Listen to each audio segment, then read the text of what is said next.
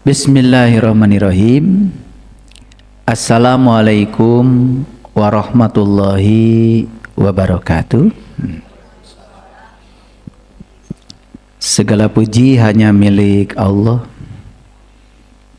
energi universal tanpa batas yang meliputi seluruh makhluk, seluruh bentuk, seluruh wujud.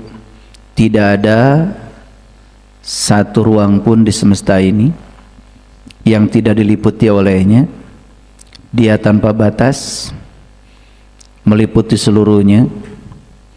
Yang jelas yang meliputi bukan sosok. Kalau yang diliputi ya pasti sosok. Oleh karena itu, dayanya yang ada dalam diri kita masing-masing telah menjadi satu kekuatan yang dahsyat sehingga mengantarkan kita masing-masing ke tempat yang kita tuju, baik secara nyata maupun secara maya. Tidak ada yang kebetulan, semua adalah sinkronisasi frekuensi. Dan saya selalu percaya bahwa orang yang mendengarkan kajian dengan judul yang disajikan hari ini itu pasti diutus oleh semesta untuk beresonansi dengan judul itu.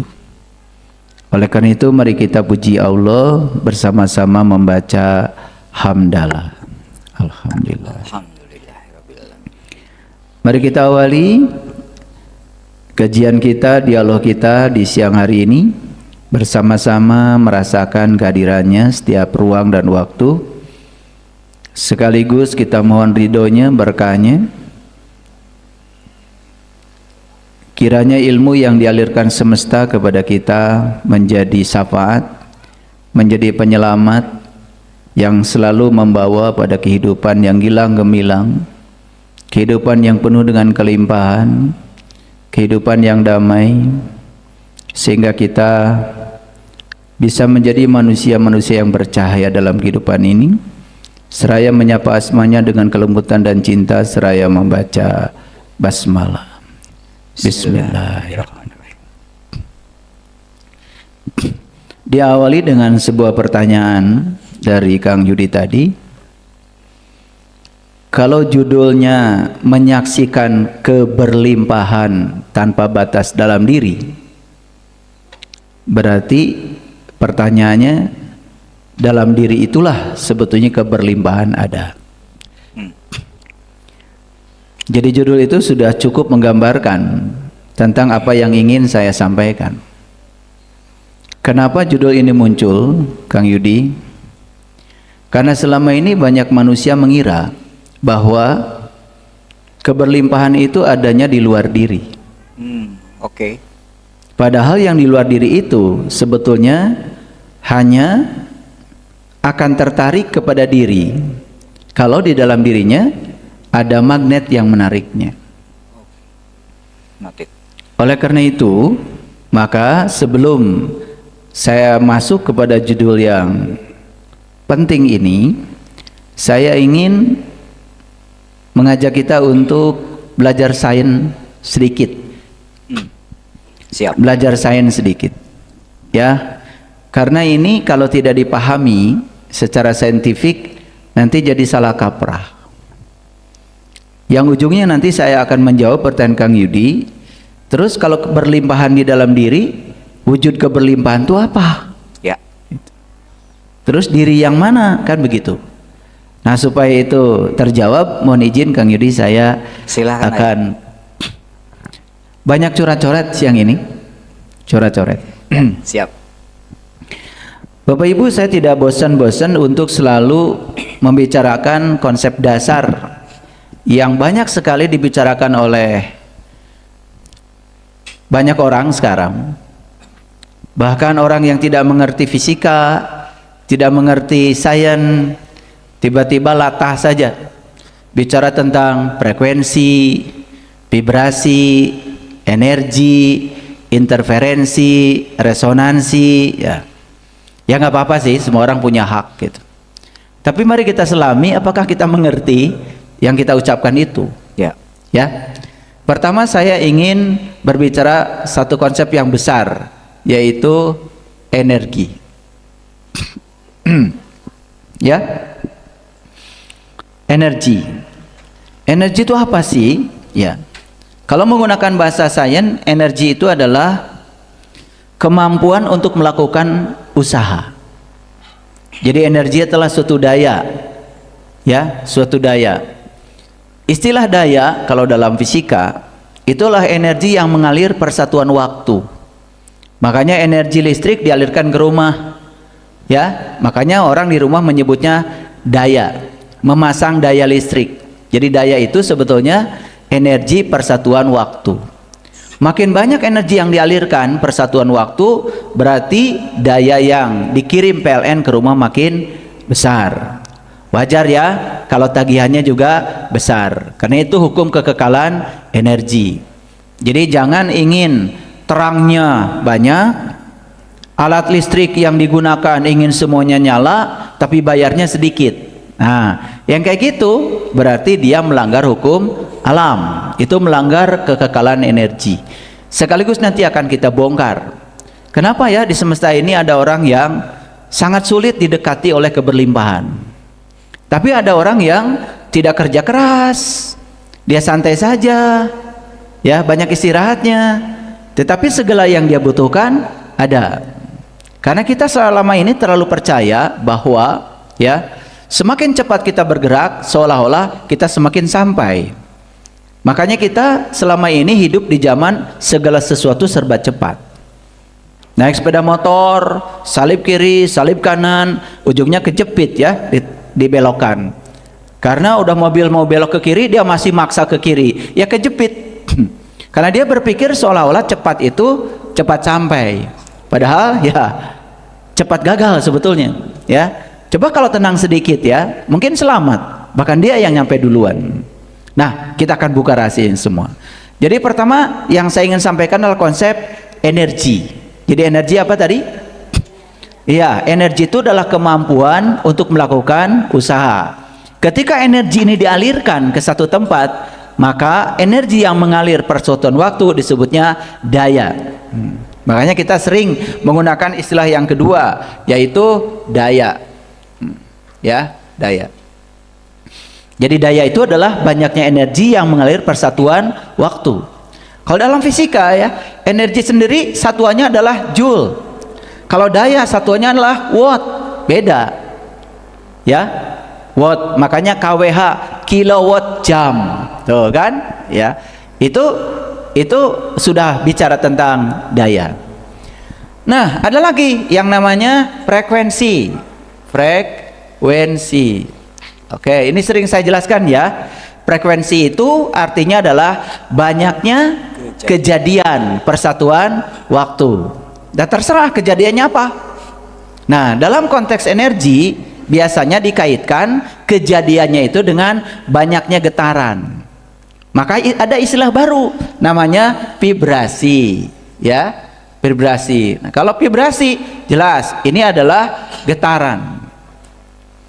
Nah, terus apa hubungannya vibrasi dengan frekuensi? Nah, banyaknya getaran persatuan waktu itu disebut frekuensi. Sekarang frekuensi tidak berdiri sendiri, disebutnya frekuensi getaran. Ya. Ya kan? Frekuensi itu bahasa yang tidak ada artinya sebetulnya kalau tidak dipasangkan. Oke. Frekuensi mobil, berarti banyaknya mobil yang lewat suatu tempat. Jadi ada artinya. Frekuensi kelahiran, banyaknya kelahiran, persatuan waktu. Frekuensi kematian, banyaknya orang mati, persatuan waktu. Jadi istilah frekuensi itu nggak ada artinya kalau tidak dikaitkan dengan apa yang sedang dia bicarakan. Oke, objek. Ya kan? Nah, frekuensi mandi berarti kan banyaknya mandi per satuan waktu. Terserah waktunya, bisa 1 jam, 1 hari, 1 minggu, terserah. Waktu itu kan banyak satuannya. Jadi paham ya? Kan kita kadang-kadang bicara frekuensi. Ini kamu ngerti nggak gitu masalahnya?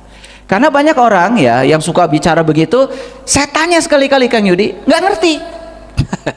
Nggak ngerti, karena objeknya juga nggak ngerti, ya. Oke, berarti kalau frekuensi pikiran, Berarti banyaknya berpikir, persatuan waktu. Frekuensi perasaan, berarti banyaknya Banyaknya perasaan. ya, banyaknya merasakan sesuatu, persatuan waktu. Itu jadi ada artinya tuh. Ya. Frekuensi itu harus dikaitkan dengan apa objeknya. Clear sampai sini? Nah, dalam konteks energi, ya, dalam konsep energi biasanya digunakan konsep frekuensi. Nah, frekuensi itu berarti banyaknya getaran persatuan waktu yang diakibatkan oleh adanya energi. Kalau nggak ada energi, nggak ada getaran. Nah, getaran itu dalam bahasa Inggris adalah osilasi. Osilasi. Jadi osilasi itu adalah ya gerak suatu benda yang bolak-balik di sekitar titik setimbangnya. Oke. Jadi ada kata-kata titik setimbang nih, ya supaya ngerti. Makanya saya ingin menjelaskan ini benar-benar saintifik, ya supaya pada ngerti gitu loh. Ya. Ya, karena banyak yang nggak ngerti, Kang Yudi. Mohon maaf ya. Biar tidak latah ya. Ya, oke. Sekarang ini, gini ini. Kang Yudi nih, Kang Yudi, ya main ayunan. Ya, main ayunan tuh. Pasti kan Kang Yudi itu tidak mungkin dia bisa mengayun kalau dia tidak menarik diri dulu. Ke titik mana? Titik tidak setimbang. Jadi Kang Yudi itu menuju titik tidak setimbang. Karena titik setimbangnya di sini. Di sini, di tengah sini. Kalau Kang Yudi itu sekarang sedang berposisi di titik setimbang, nggak ada ayunan. Berarti nggak ada getaran dong. Betul nggak? Nah, tapi ketika Kang Yudi itu mengambil posisi ke titik tidak seimbang, maka alam semesta itu ya saking cerdasnya, dia akan menarik Kang Yudi ke titik seimbangnya. Makanya kalau Kang Yudi melepaskan diri, pasti akan pergi ke sini kan? Ke sini. Tapi nggak diam di situ. Karena energi potensial yang di sini dirubah menjadi energi gerak. Energi gerak ini membuat Kang Yudi punya kecepatan untuk bergerak ke arah sini. Sehingga akhirnya Kang Yudi akan mengayun ke sebelah sini. Betul nggak?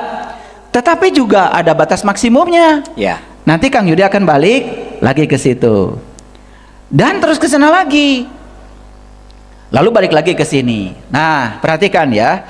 Dari titik seimbang ke keseimbangan menuju titik tidak seimbang, seimbang lagi menuju ketidakseimbangan, itu yang disebut dengan osilasi. Itu yang disebut dengan satu getaran. Ya. Paham ya? Makanya jangan suka bicara, oh menurut Nikola Tesla, ya. Pahamilah alam semesta dari sisi energi, frekuensi, vibrasi. Terus santai, kamu ngerti nggak? Makanya terapannya jadi keliru, ya. Ya, mau menarik kangkung aja tidak punya energi. Ya, itu karena keliru. Apalagi narik BMW, ya. Ya. Iya, sepeda motor aja cicilan nggak kebayar. Betul nggak? Tapi ngomong selalu energi, frekuensi, vibrasi. Ntar dulu kamu ngerti nggak gitu loh. Ya. Saya aja ya mengerti konsep ini ya. Itu kuliahnya lama ya. Saya belajar fisika itu belasan tahun. Saya ngajar aja 35 tahun ngajar fisika. Ya. Ngajar tiap hari, berarti menyelami tiap hari itu. Ya. Makanya saya hanya ingin berbagi aja Kang Yudi kepada yang banyak ngomong itu, ya. Suka bicara energi, frekuensi, vibrasi. Eta maneh teh nyaho teu gitu. gitu. Paham ya sama sini? Sering pernah ayunan? Gitu. Jadi ayunan tuh sebetulnya ya menarik dari ke titik tidak seimbang. Maka ditarik oleh semesta ke titik seimbang, ke titik tidak seimbang, terus ayun-ayunan. Betul nggak? Nah, ayun-ayunan. Ini yang disebut dengan gorak bolak-balik di sekitar titik seimbang. Ini namanya titik Setimbang. Titik setimbang. Oke, paham sampai sini? Jadi semua yang bergerak bolak-balik di sekitar titik setimbang itu yang disebut dengan osilasi. Itu yang disebut dengan getaran. Paham ya? Nah, bahasa lainnya adalah vibrasi. Nah, lalu frekuensi apa? Frekuensi itu banyaknya getaran persatuan waktu. Misalkan gini, ya, Kang Yudi tadi pergi ke sini, ke situ, balik lagi ke sana, satu getaran. Ya kan? Nah, dalam 1 jam Kang Yudi bergerak berapa kali? Itu disebut frekuensi. Ya. Clear? Itu dulu. Ya, ini fisika SD ya, SD. Masa ayunan nggak ada hubungan dengan universitas? Ayun-ayunan kan anak TK, betul nggak? Oke. Tetapi harus dicatat di sini, gerak bolak-baliknya di sekitar titik seimbang. Makanya begitu ada ketidakseimbangan, alam semesta akan selalu menarik ke titik seimbang. Contoh ya, tanah di bukit, kadar air banyak. Itu yang disebut dengan kasus hidrometeorologi. Oke. Jadi kadar air terlalu banyak. Akibatnya apa? Ya, tanah kehilangan keseimbangannya. Maka dia akan mencari tempat di mana dia bisa seimbang. Jadi sebetulnya longsor itu adalah ketidakseimbangan mencari seimbang, bukan bencana.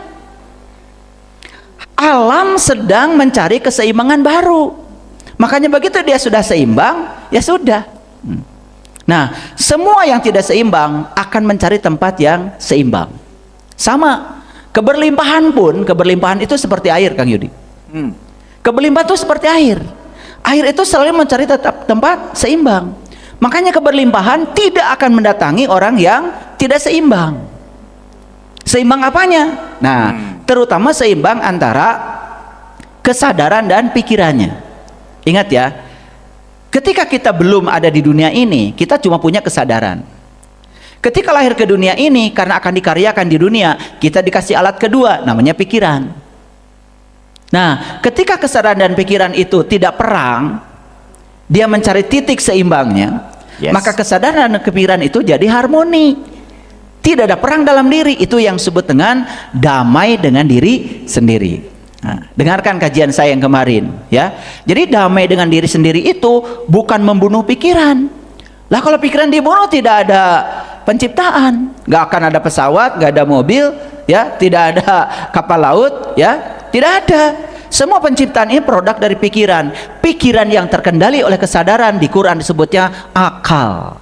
Akli. Nah, makanya ada kata-kata ya di dalam Al-Quran ya, afala ta'qilun, afala ya'qilun. Nah itu. Jadi sebenarnya pertanyaannya bukan kenapa kamu tidak berpikir, terjemahan itu kurang tepat. Ya. Afala ta'qilun itu harusnya terjemahkan kenapa kamu tidak menggunakan akal. Sudah menggunakan pikiran tapi pikirannya tidak terkendali oleh kesadaran. Itu bukan akal. Nah itu yang sering membuat manusia menderita. Makan sembarangan, yang ngikutin pikiran. Nah kesadaran hilang, tidak mengomandoi. Dia makan sembarangan, akibatnya apa? Sakit tubuh. Makanya ditanya oleh Allah, afala ya'qilun.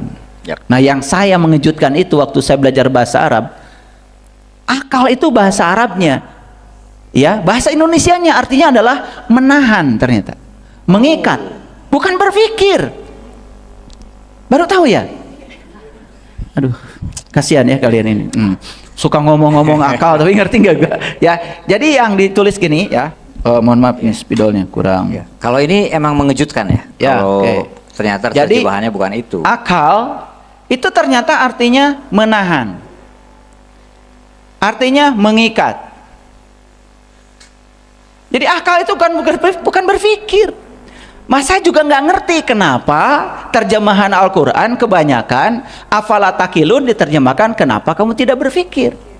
Harusnya kenapa kamu tidak menggunakan akal, harusnya gitu. Nah kalau akal itu mengikat, menahan, siapa yang mengikat dan siapa yang ditahan? Yang mengikat itu kesadaran, yang diikat itu pikiran. Nah ketika pikiran itu menjadi pelayan bagi kesadaran, saksikan saya, pasti hidupnya berkelimpahan. Ini saya bicara pakai pengalaman ya. Bahkan sebetulnya ya, kalau sudah sampai di titik itu pengetahuannya, prakteknya titik itu, Bapak Ibu saya kasih tahu, tidak perlu kerja keras untuk menarik apapun. Karena ternyata ya, dia sendiri mencari jalan untuk datang ke tempat kita. Dia mencari jalan. Dia mencari kita. Dan selama ini kita mencari dia. Semua orang mencari uang. Keliru itu. Harusnya biarkan uang mencari kita. Semua orang mencari keberkahan. Keliru itu. Biarkan keberkahan mencari kita. Gimana cara membalikannya? Ini yang belum saya sampaikan. Masuk lagi ke pelajaran fisika. Nah, gerak bolak-balik di sekitar titik seimbangnya itu namanya getaran. Clear? Nah, di fisika itu ya, persamaan getaran seperti ini. Nah, ini ya, dari sini ke sini itu namanya amplitudo. Dari sini ke sini namanya amplitudo, namanya simpangan terjauh. Jadi ketika dia sudah mencapai simpangan terjauh, pasti ditarik oleh semesta kepada keseimbangan. Makanya ketika kalian sudah menyimpang terlalu jauh dari titik seimbang dari Allah, pasti akan mengalami kehancuran dulu. Setelah hancur segalanya, sebenarnya kehancuran itu hanya upaya semesta untuk menarik kamu ke titik seimbangnya. Karena simpangan terlalu jauh. Nah, simpangan yang paling jauh disebut amplitudo. Kalau nyimpangnya cuma segini, segini, segini, belum ditarik tuh. Tapi kalau sudah terlalu jauh, baru ditarik. Makanya ya, maaf ya ini, ya mungkin ada yang pernah belajar trigonometri, ya. Jadi ya simpangan itu rumus fisikanya adalah amplitudo dikalikan dengan sinusoidal dari omega dikalikan dengan T. Omega itu apa? Omega itu adalah kecepatan sudut. T-nya adalah waktu. Nah, ini kalau dilihat rumusnya, ini namanya rumus sinusoidal. Makanya kalau kita belajar sin, grafiknya kan gini, naik turun, naik turun, naik turun, persis seperti gelombang. Makanya ketika getaran ini merambat lewat medium, dia tidak disebut getaran, disebut saja namanya gelombang. Jadi ada transisi dari getaran ke gelombang. Oke, saya kasih yang lain lagi supaya lebih ngerti ya. Ini fisika SD kan, ngerti ya? Jangan dilihat ininya, nggak usah. Kalian mah cukup ayun-ayunan aja. Otaknya sampai ayun-ayunan, nggak usah sampai sini, ya. Ya, tapi clear ya. Saya ingin menyatakan bahwa sinusoidal itu ya tidak kemana-mana, ya. Grafik sin, ya, grafik sin dulu pernah belajar trigonometri, ya. Kalau ini y-nya, ini t-nya, sin itu gini, naik turun, naik turun, naik turun, di sekitar titik seimbang. Nah, ya, jadi kalau ini satu bukit, ini satu lembah, ini yang disebut dengan satu gelombang. Makanya kalau gelombang ada yang namanya panjang gelombang. Makin pendek panjang gelombangnya, makin besar frekuensinya. Nah, meninggikan frekuensi berarti memperpendek panjang gelombang. Oke, clear sampai sini. Nah, sekarang misalkan begini, saya punya pegas. Ini pegas. Pernah lihat pegas? Per atuh. Per. Kumaha ieu teh? Gak apa-apa ya. Pegas ini kemudian saya kasih beban di atasnya. Perhatikan ya. Ya, mungkin pernah main ya. Itu per yang dari pulpen, kasih beban di atasnya. Kemudian tekan ke bawah, tekan, lepaskan. Maka dia akan naik turun, naik turun. Nah, sama. Dia juga akan melakukan getaran. Ke sini, ke sini, ke atas, ke atas. Ini getaran, ya. Nah, sama seperti gempa. Ya, gempa itu sebetulnya ada getaran yang hebat di kedalaman bumi. Nah, getaran ini ya dirambatkan menjadi energi. Ya, energi yang merambat lewat tanah itu yang membuat rumah jadi ada yang terbalik, ada yang ke bawah, ada yang terbalik, ada yang terbawah. Itu sebenarnya energi yang merambat. Nah, energi yang merambat itu disebutnya gelombang. Sudah bisa membedakan ya? Jadi kalau getaran itu adalah gerak bolak-baliknya, ketika dia merambatkan energi, maka dia akan berubah dari getaran menjadi gelombang. Clear sampai sini? Udah sampai situ dulu kuliahnya. Sekarang saya lanjutkan. Ini juga sama nih, ya. Coba pernah nggak Bapak Ibu dulu main tali? Main tali. Ini spidol pada kemana nih?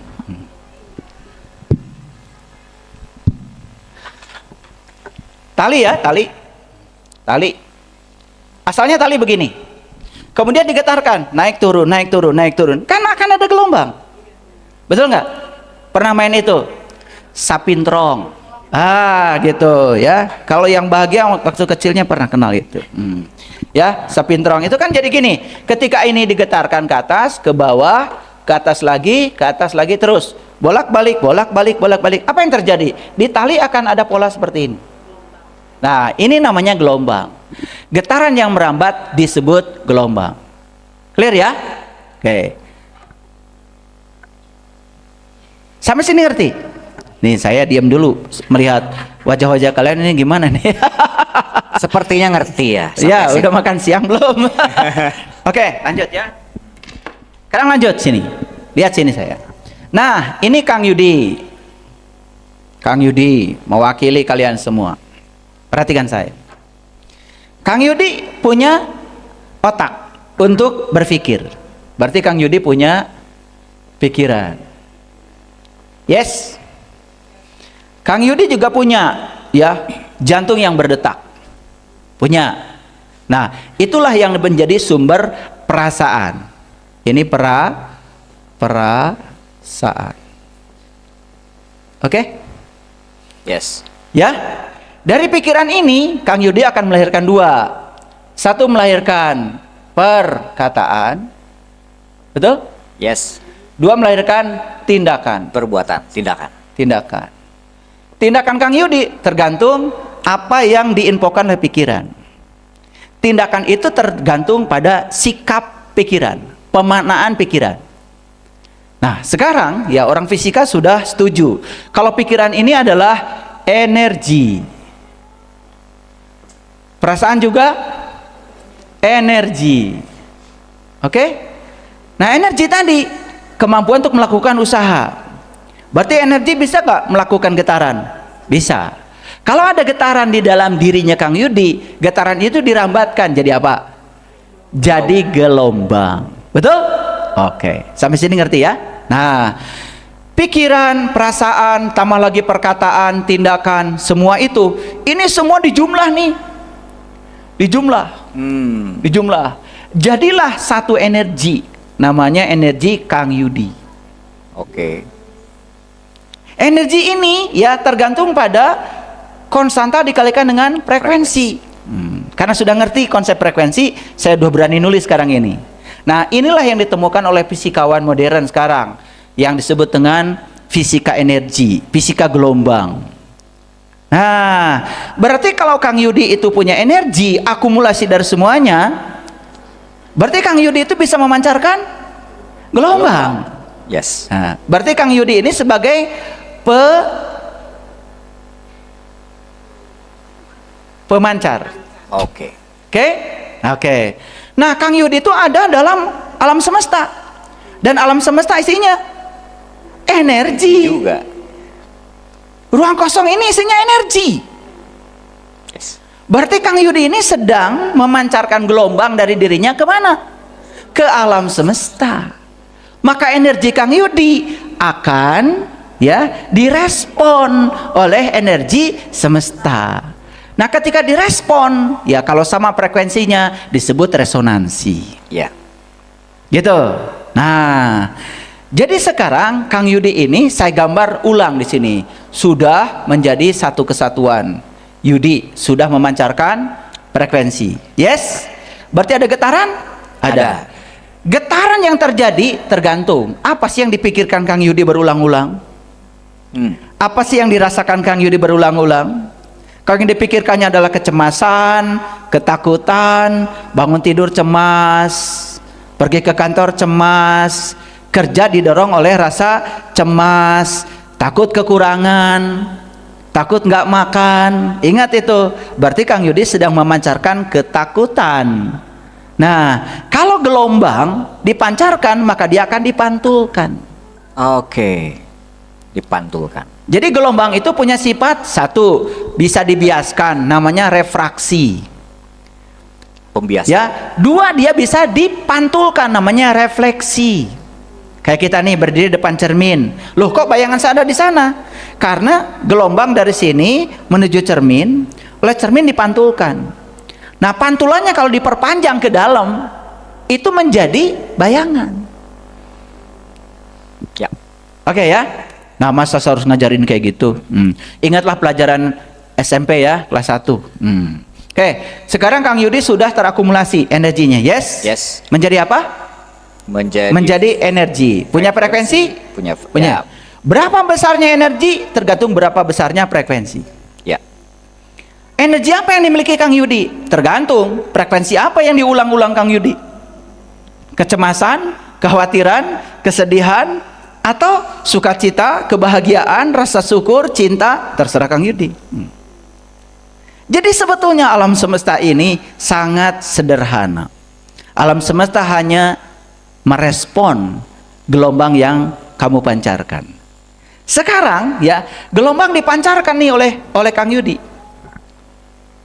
Terus menerus dipancarkan, konsisten. Apa yang konsisten dari Kang Yudi? Misalkan yang dipancarkan adalah rasa berkecukupan.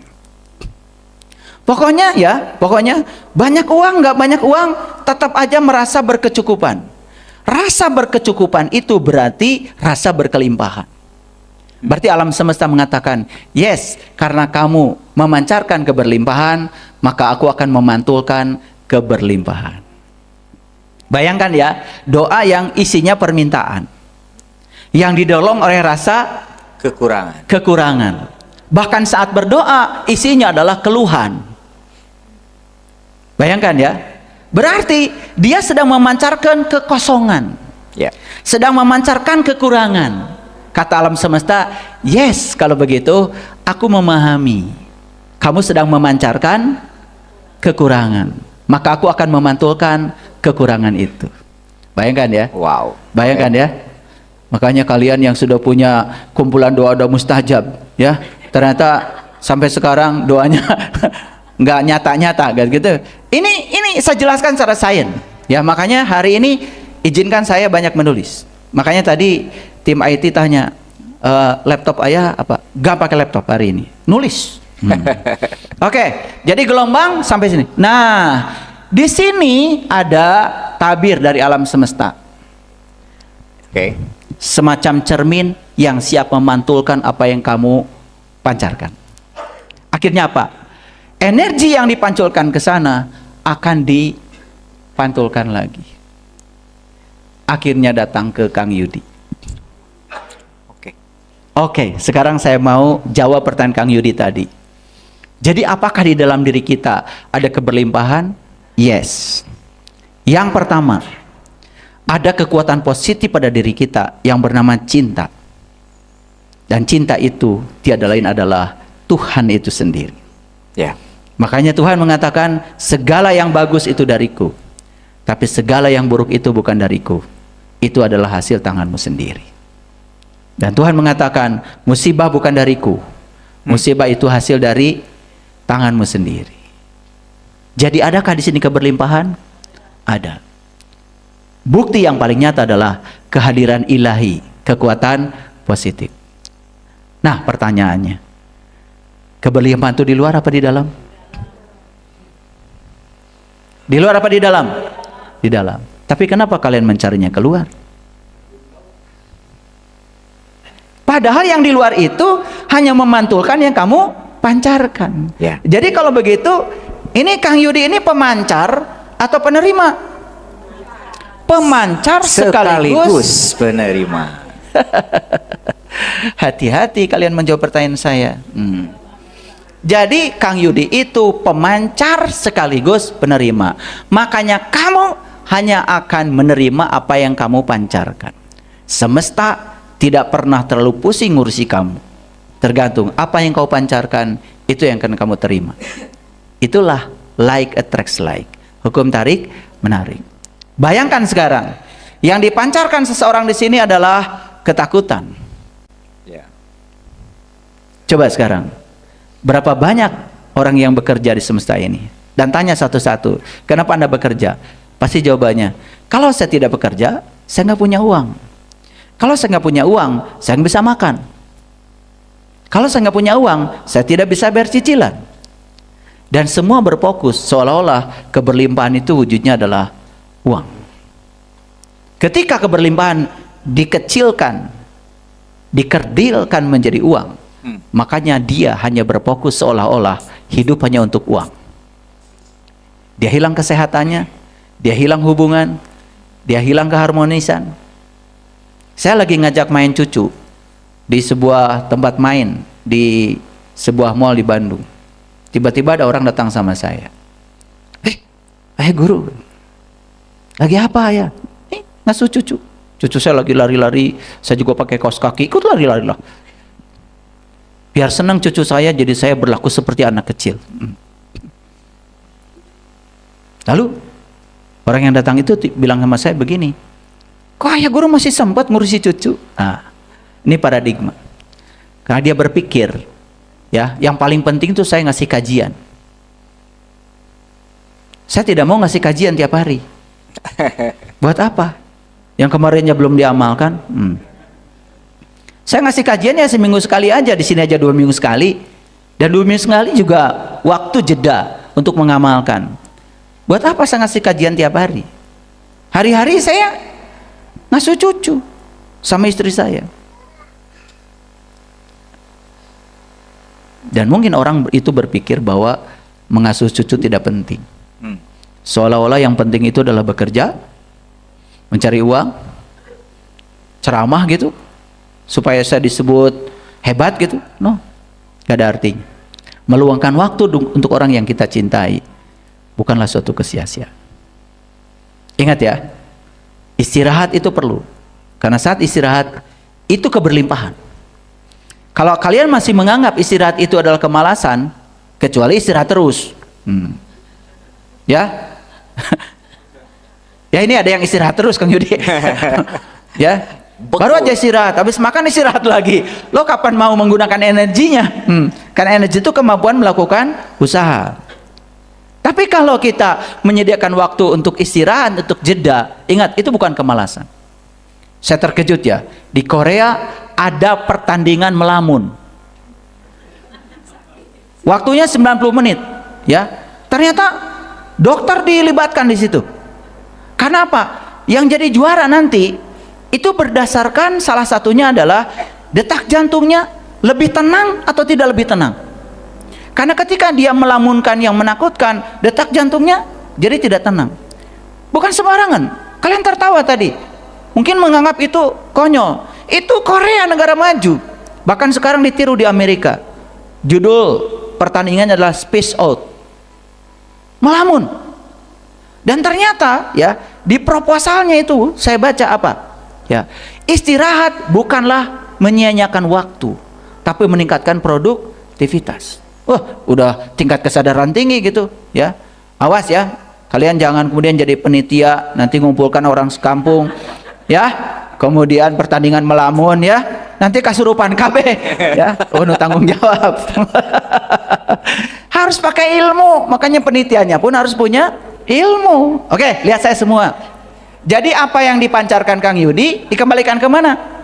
Ke saya. Dipantulkan oleh semesta, karena semesta ini hanya menjadi pemantul.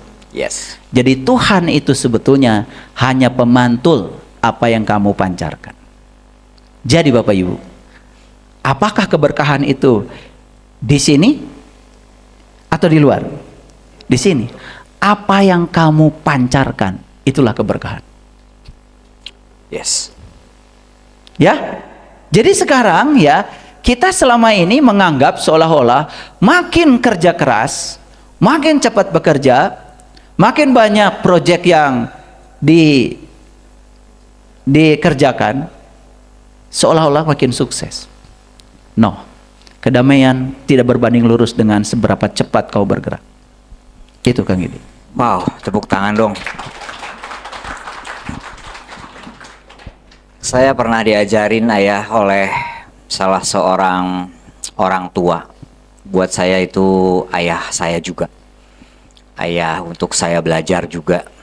Dan ada kata-kata bijak yang beliau sampaikan, bahwa seseorang dengan mudah akan bisa disebut dia paham dan dia cerdas jika dari sesuatu yang kompleks bisa disaripatikan menjadi sesuatu yang sederhana.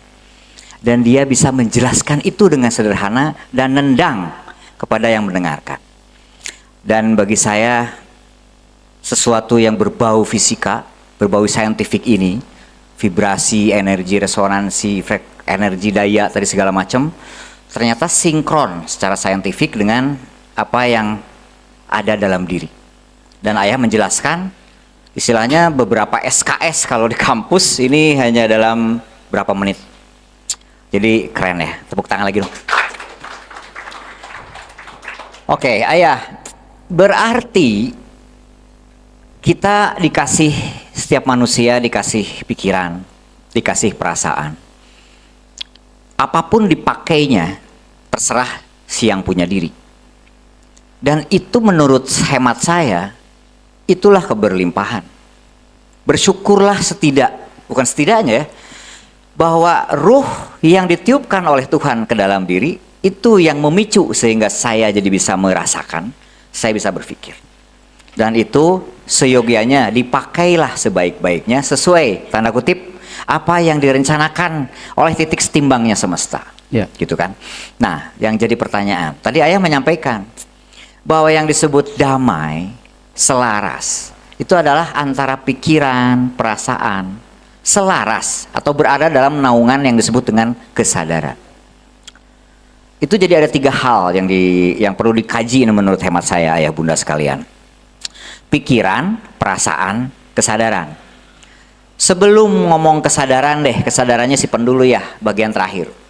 Pikiran dan perasaan sendiri sesungguhnya apa sih? Gimana ngebedainnya? Misalkan istri saya lagi goreng ikan asin, masuk lewat hidung, langsung kan dari sini pindah ke pikiran, ini ikan asin, udah kebayang katelnya, yang kebayang ikannya, nanti pakai apa makannya, nasinya seperti apa, udah kebayang, sehingga ser keluar, ada rasa tuh, urui kalau orang Sunda bilang, asinnya udah kerasa. Begitukah kita memaknai pikiran dan perasaan? Yes. Kalau sudah clear, sambungkan ke kesadaran ya. Betul sekali. Jadi kalau referensi orang-orang neuroscience mengatakan bahwa pikiran itu diibaratkan seperti mobil, sedangkan perasaan itu adalah bahan bakarnya. Jadi mobil itu nggak ada artinya kalau tidak ada bahan bakar. Jadi emosi itu perlu. Emosi itu perlu. Untuk mewujudkan sesuatu perlu ada emosi. Tapi emosi yang seperti apa? Nah, itu yang perlu dipahami. Sekali lagi saya tegaskan, mobil nggak ada artinya kan kalau tidak ada bahan bakar. Jadi sebetulnya mobil itu menjadi sangat berdaya justru ketika ada bahan bakar. Nah, dalam riset neuroscience ternyata otak ini ya hanya 1/5000 kekuatannya dari jantung. Jadi gelombang yang dipancarkan oleh otak itu hanya 1/5000. Berarti kekuatan terbesarnya adalah di jantung. Makanya antara pikiran dengan perasaan itu ya itu sangat erat sekali. Coba, apa yang dipikirkan seseorang itu mempengaruhi detak jantungnya secara medis. Orang yang sedang memikirkan yang menakutkan, jantungnya juga akan kencang, napas jadi pendek. Ya, lebih cepat jantung. Itu secara fisik. Yes. Secara fisik. Betul. Jadi antara pikiran dan perasaan itu, apa yang dipikirkan sangat berpengaruh kepada perasaan. Apa yang dirasakan pun sebetulnya berpengaruh kepada apa yang dipikirkan. Jadi pikiran dengan perasaan itu sebenarnya adalah timbal balik. Nah, kenapa Allah menciptakan pikiran dan perasaan? Itu alat pencipta yang sangat luar biasa. Jadi kenapa saya mengatakan bahwa keberlimpahan itu ada di dalam? Kenapa? Selama kita masih hidup dan bersama dengan Allah yang maha hidup, berarti sesungguhnya di dalam diri kita itu ada sumber keberlimpahan. Yes. Dan kalau kita menggunakan sumber keberlimpahan itu, maka kita berarti memancarkan gelombang keberlimpahan juga. Keberlimpahan yang akan dipantulkan oleh semesta juga keberlimpahan. Jadi kalau orang-orang yang, mohon maaf ya, di semesta ini hanya terbagi 2 orang. Orang yang punya cinta dan orang yang mengalami ketiadaan cinta. Allahnya ada dalam dirinya. Allah nggak kemana-mana. Tetapi dia tidak menggunakan Allah. Tidak menggunakan kekuatan Allah. Contoh sederhana ya. Bapak Ibu ya, melakukan pekerjaan. Misalkan, kenapa kau bekerja? Ya kalau saya nggak bekerja, saya nggak punya uang. Oke, berarti yang mendrive Anda bekerja adalah uang. Padahal sudah diajarkan sebetulnya oleh Nabi Muhammad, kullu amrin dibalin la yubda'u bi basmalah fahuwa aqta. Setiap pekerjaan kalau bukan atas nama Allah itu nggak ada hasil. Nah, coba kenapa tidak diganti aja? Saya bekerja karena apa? Saya sangat menghormati Sang Pencipta yang mengutus saya ke dunia ini, dan saya yakin Allah punya rencana hebat dengan saya. Saya diberi tangan, diberi kaki, diberi mata, diberi telinga, semua adalah instrumen yang Tuhan berikan. Dan dengan instrumen itu saya harus menggunakan daya dalam diri saya supaya saya menjadi kepanjangan tangan Tuhan untuk menyampaikan cinta kasih Tuhan. Dia akan sangat senang melakukan pekerjaan, dan disitulah ikhlas. itulah orang yang sedang dikejar berkah. Dan orang yang tadi bekerja mencari uang, dia sedang mengejar berkah. Padahal sebetulnya kita hanya disuruh untuk menjadi sesuatu dalam diri agar berkah mengejar kamu, bukan kamu mengejar-ngejar berkah. Ini harus dibuktikan Bapak Ibu. Saya bicara begini, saya sudah membuktikannya. Dan luar biasa, hidup itu sangat menakjubkan. Ya, sangat menakjubkan.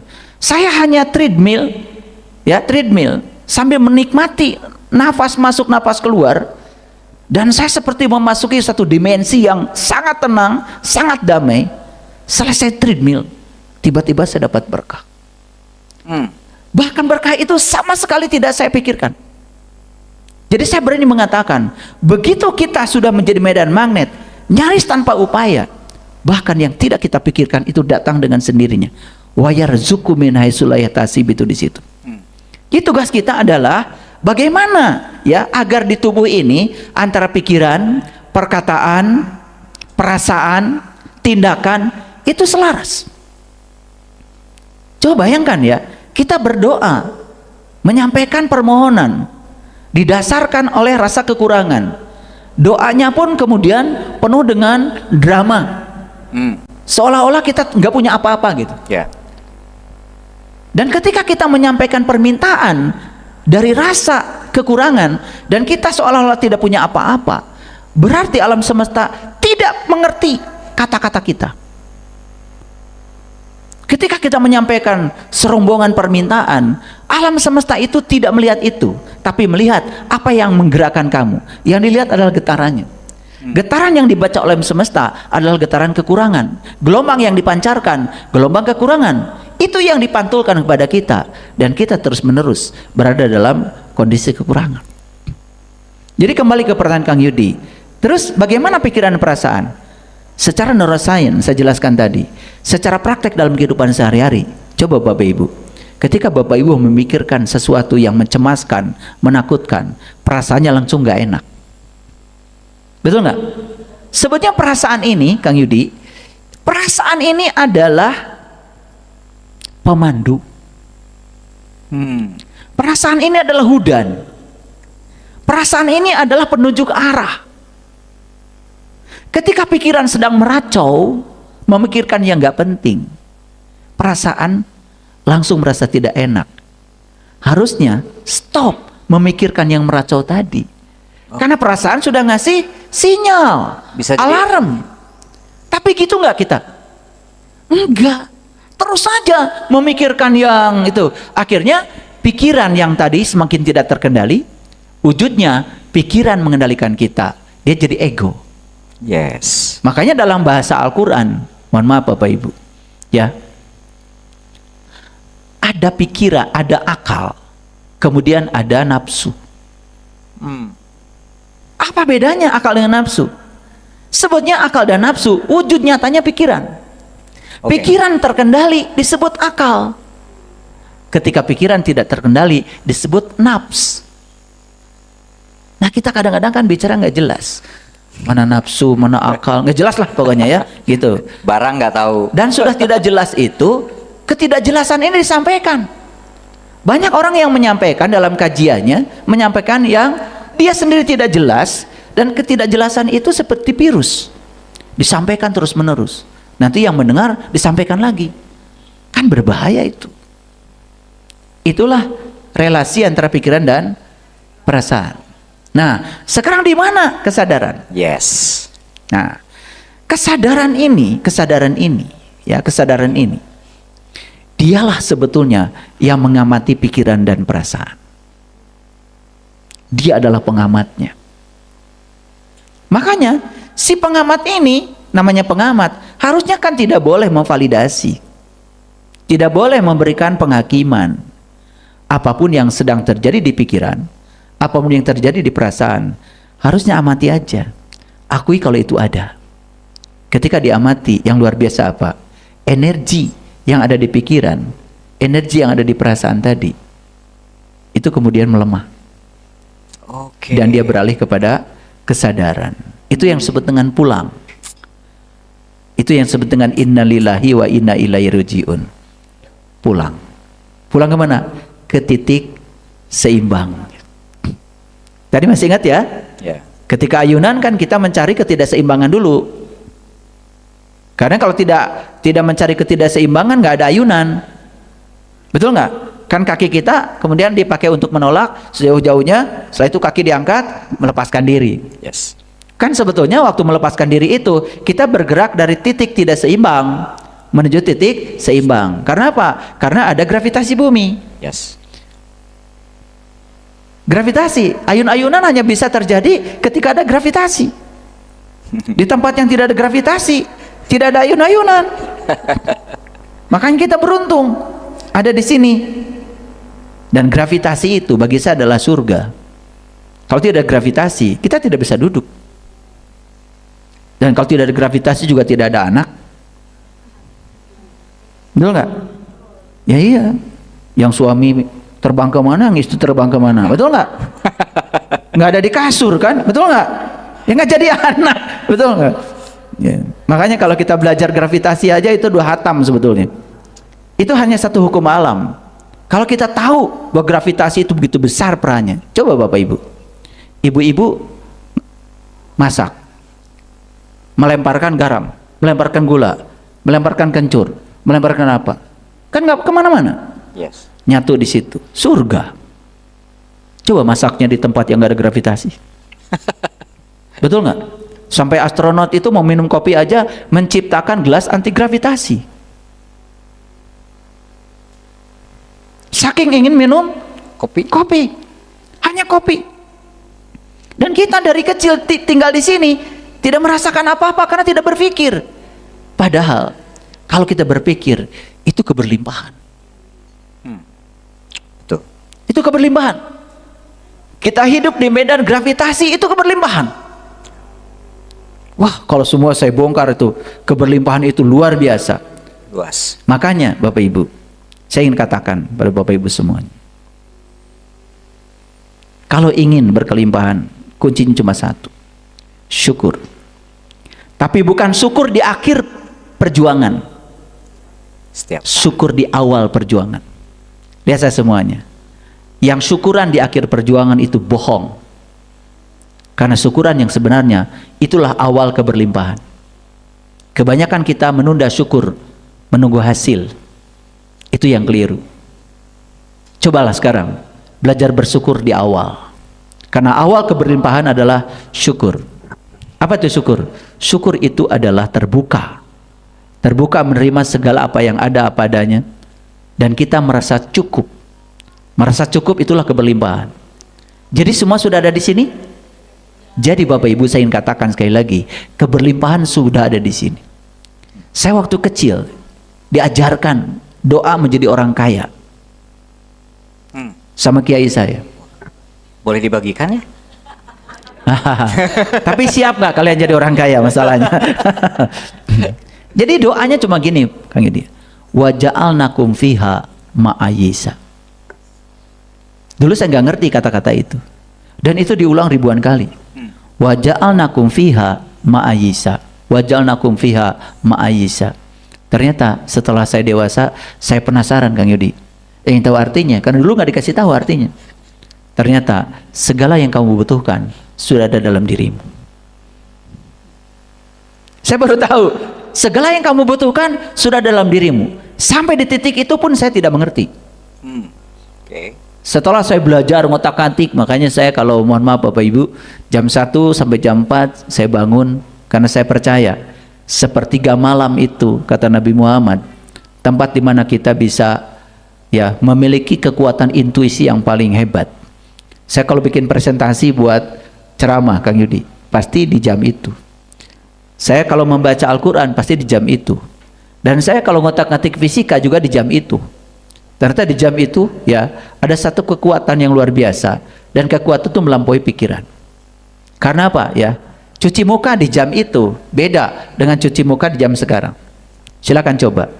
Rasanya oksigen yang hadir ke tubuh kita itu beda dengan jam sekarang. Air yang menyentuh wajah kita di jam itu beda dengan yang di jam sekarang. Saya tidak bisa menjelaskan, tetapi silakan buktikan, pasti ada perbedaan rasanya. keluar dari kamar di jam itu, coba, kok rasanya ada keheningan, ada kedamaian dari luar yang melampaui segalanya. Nanti mungkin suatu saat saya akan bicarakan secara saintifik dahsyatnya sepertiga malam. Wah. Ini janji saya ya, saya akan ceritakan dahsyatnya, tapi secara saintifik. Kita lihat nanti posisi bumi, bulan, dan sebagainya. Bagaimana gravitasi itu bisa dijelaskan. Ya, Bapak Ibu. Jadi, pertanyaan Kang Yudi tadi, ya, terus relevansinya pikiran perasaan, terus bagaimana dengan kesadaran? Ingat ya, Anda bukan pikiran. Anda bukan kesadaran. Anda adalah pengamat. Berarti Anda adalah kesadaran itu sendiri. Kita bukan pikiran. Oke. Ya, siap tepuk tangan, mangga. Jadi kita bukan pikiran, kita bukan perasaan, sesungguhnya kita kesadaran itu sendiri. Jadi ingat tadi ayah cerita, saya jadi menganalogikan dan pengalaman. Saya punya anak ayah 2. Kadang akur, seringnya nggak akur, pada berantem. Kadang ibunya ngomel, nggak begitu digubris. Saya datang, kemudian saya perhatikan aja dua-duanya. Kemudian lama-lama istilahnya malu mereka. Jadi saya memaknai kayak gitu mungkin ya cara kerja kesadaran agar si pikiran dan perasaan tanda kutip jadi terlingkupi atau terliputi oleh kesadaran itu sendiri. Dia akan malu sendiri. Betul sekali. Itu energi kesadaran itu yang tadi ya, tanpa bicara diam. Nah, dan saya ingin kasih tahu Bapak Ibu, alam semesta ini ternyata menurut pengalaman saya, cara menjawabnya itu bukan dengan kata, tapi dengan arah. Jadi alam semesta itu menjawabnya bukan dengan kata, bukan dengan suara, tapi dengan arah. Begitu frekuensi kita sudah resonan dengan frekuensi semesta, apapun frekuensi yang dipancarkan, itu akan berubah menjadi arah. Misalkan gini, ketika kita memecahkan frekuensi yang buruk tadi, makanya hati-hati dengan dendam, benci, iri hati, membandingkan, tidak suka keberhasilan orang lain, berburuk sangka pada orang lain, itu mengakumulasi itu jadi energi. Nah, memancarlah frekuensi. Frekuensinya adalah frekuensi dendam, iri hati. Itu bahaya sekali. Dan dia sebenarnya sedang ngasih tahu kepada semesta bahwa dia ingin itu. Walaupun dia doanya di pikirannya, di pikiran sadarnya tidak ingin itu. Tetapi di frekuensi terdalamnya yang dibaca oleh semesta, dia ingin itu. Ya, sama mungkin Kang Yudi masih ingat saya waktu cerita dengan Kang Nobi, masih ingat. Oh iya. Kan Kang Nobi itu, saya kalau selesai kuliah, saya nggak mau kerja di Jakarta. Saya benci kerja di Jakarta.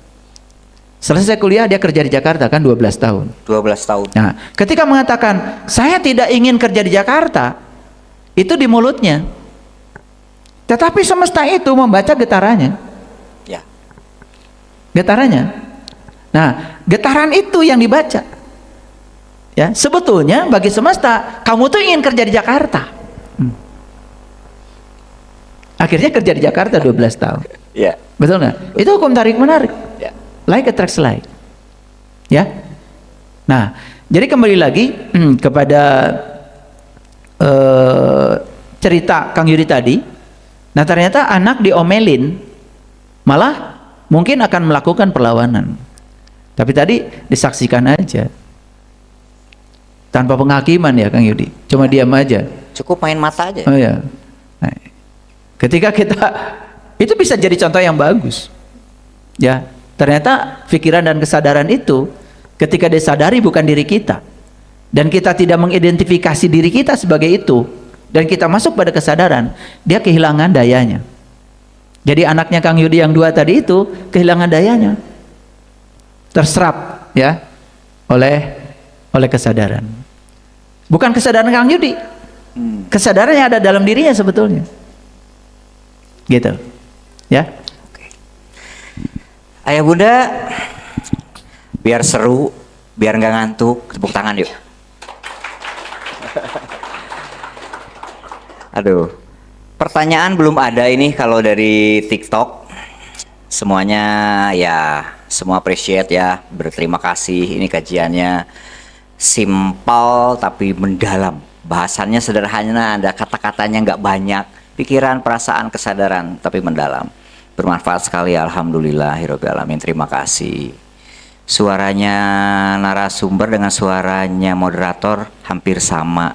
Ya, hampir sama katanya suara kita. Ayah bunda yang di studio sekarang, ada yang mau ditanyakan? Mangga, Bapak, tolong mic-nya dibantu.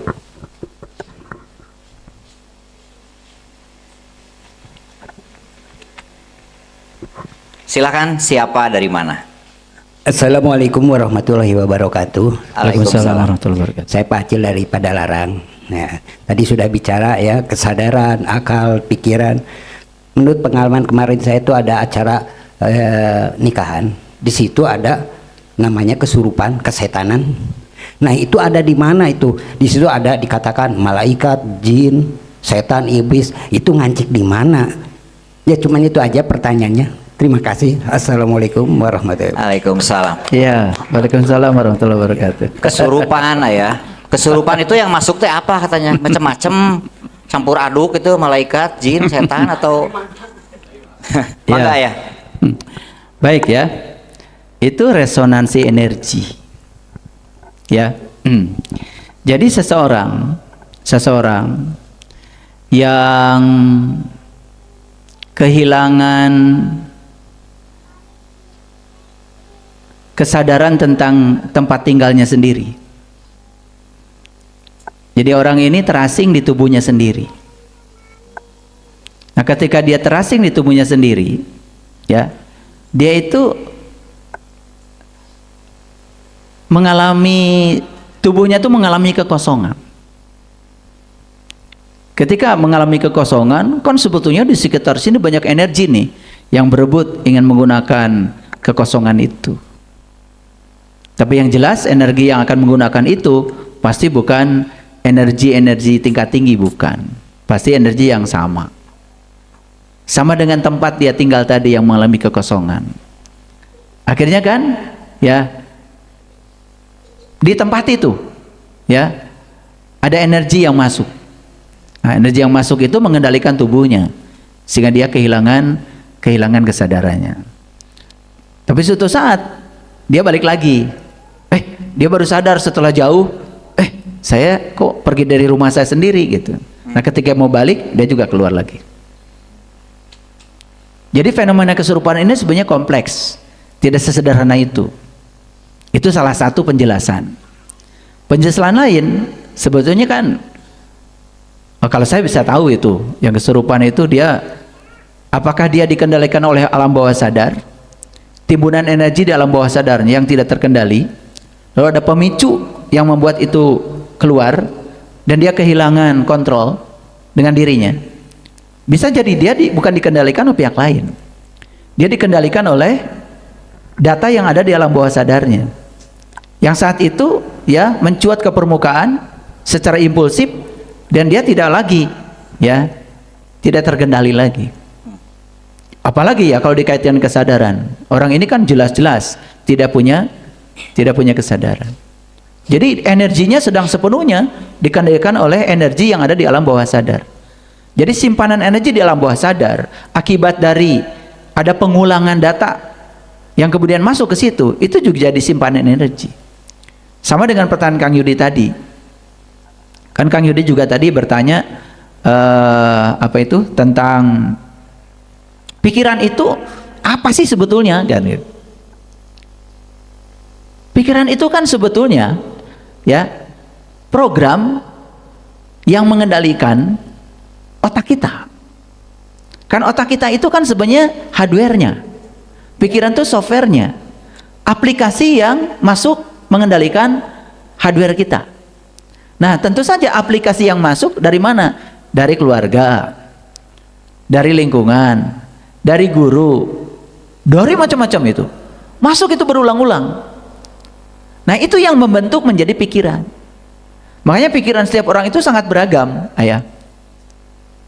Jadi pikiran itu tidak terbentuk dalam waktu yang singkat. Pikiran itu terbentuk dalam proses yang sangat panjang. Ya sama seperti HP kita.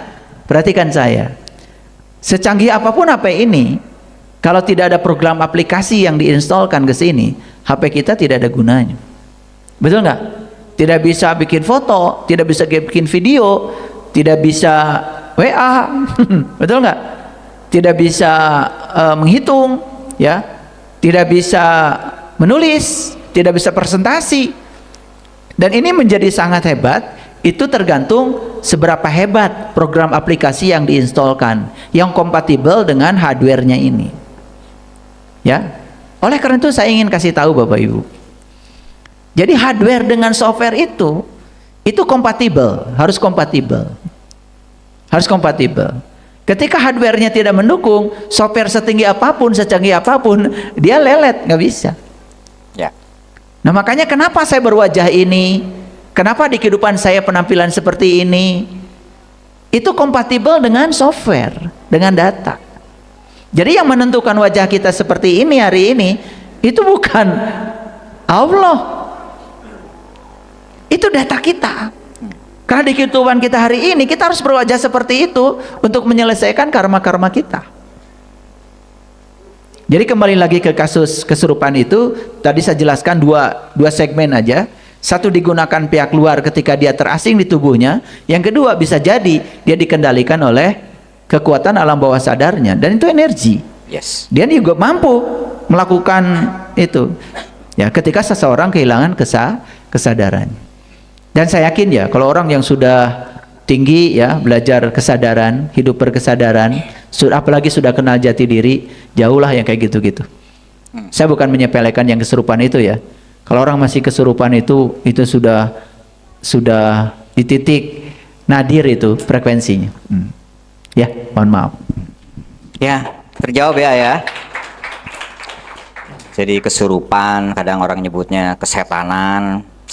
Kita ganti biar kita kemasukin Tuhan jadi ketuhanan. Sekarang sudah masuk Ayah beberapa pertanyaan dari teman-teman kita di YouTube. Kurang lebih sekarang hampir 2000 sahabat yang kumpul di TikTok nih, live TikTok. Pertanyaannya kalau saya rangkum beberapa ini hampir sama.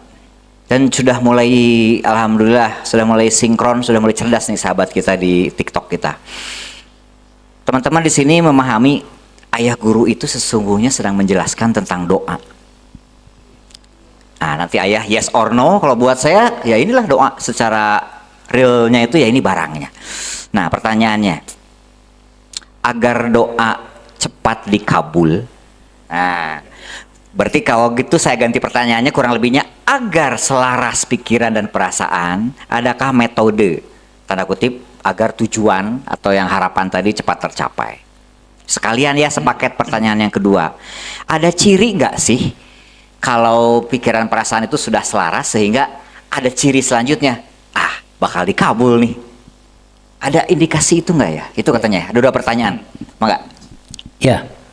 Walaupun saya tidak memberi judul ini doa, sebetulnya boleh ini diberi judul doa. Bahkan saya berani mengatakan inilah doa yang hidup.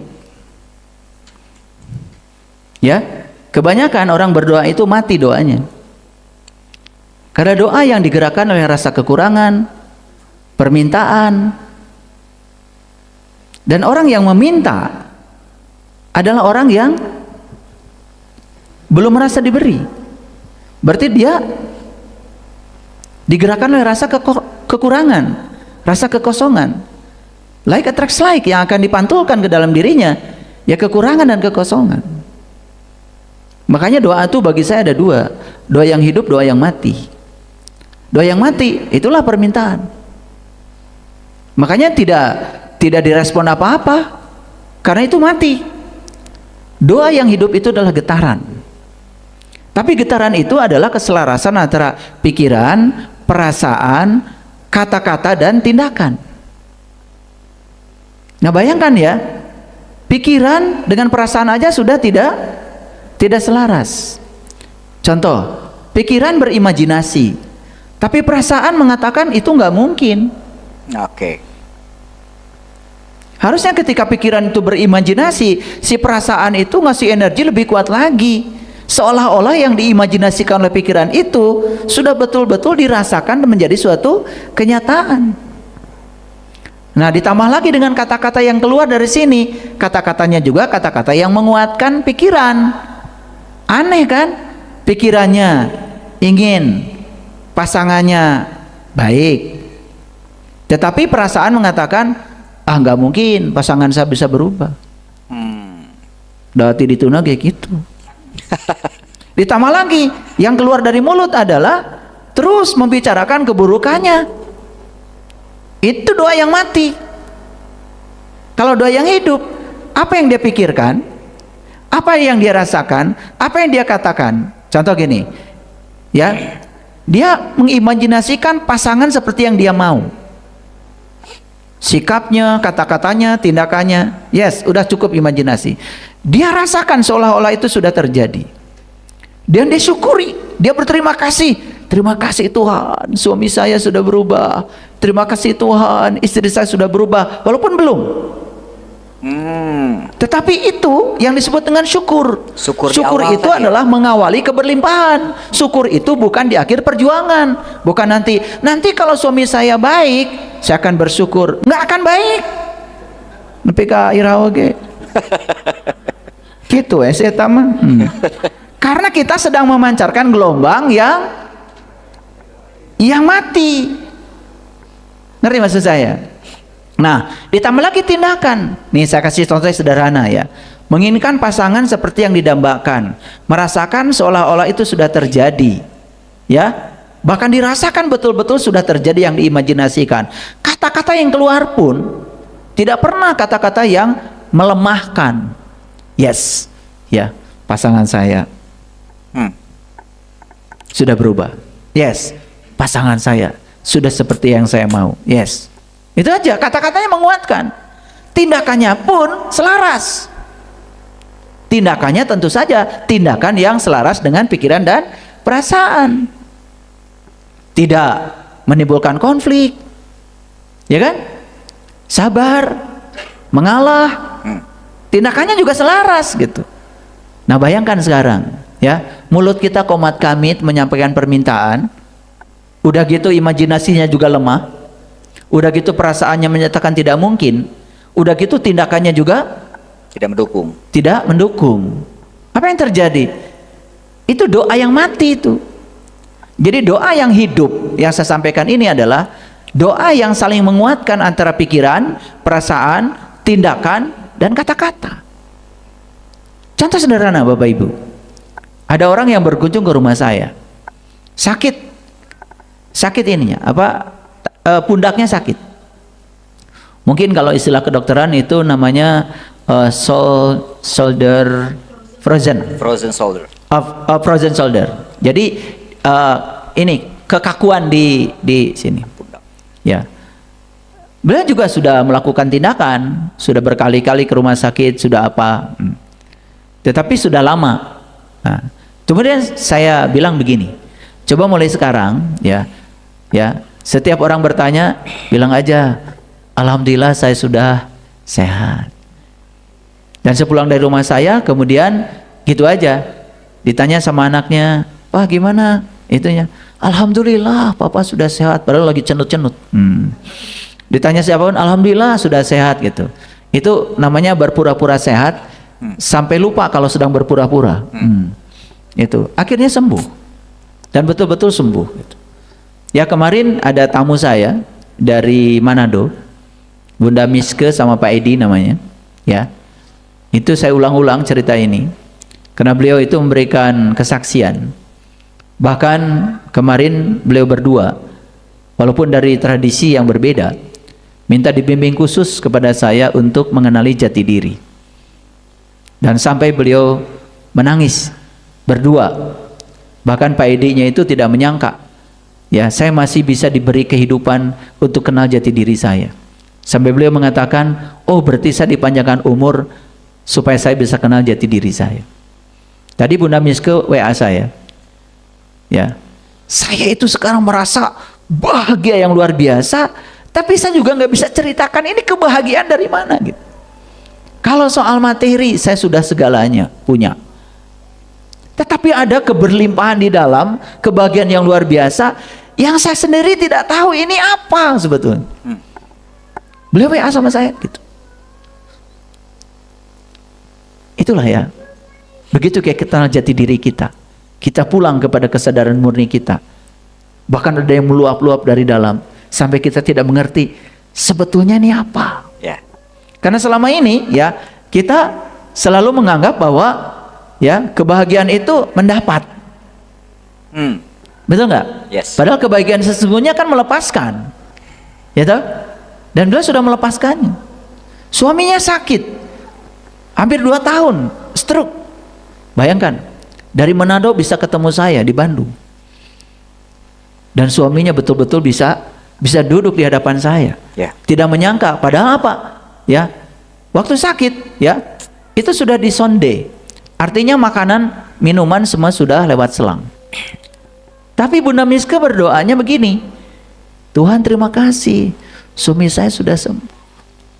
Tuhan terima kasih, suami saya sudah makan seperti biasa.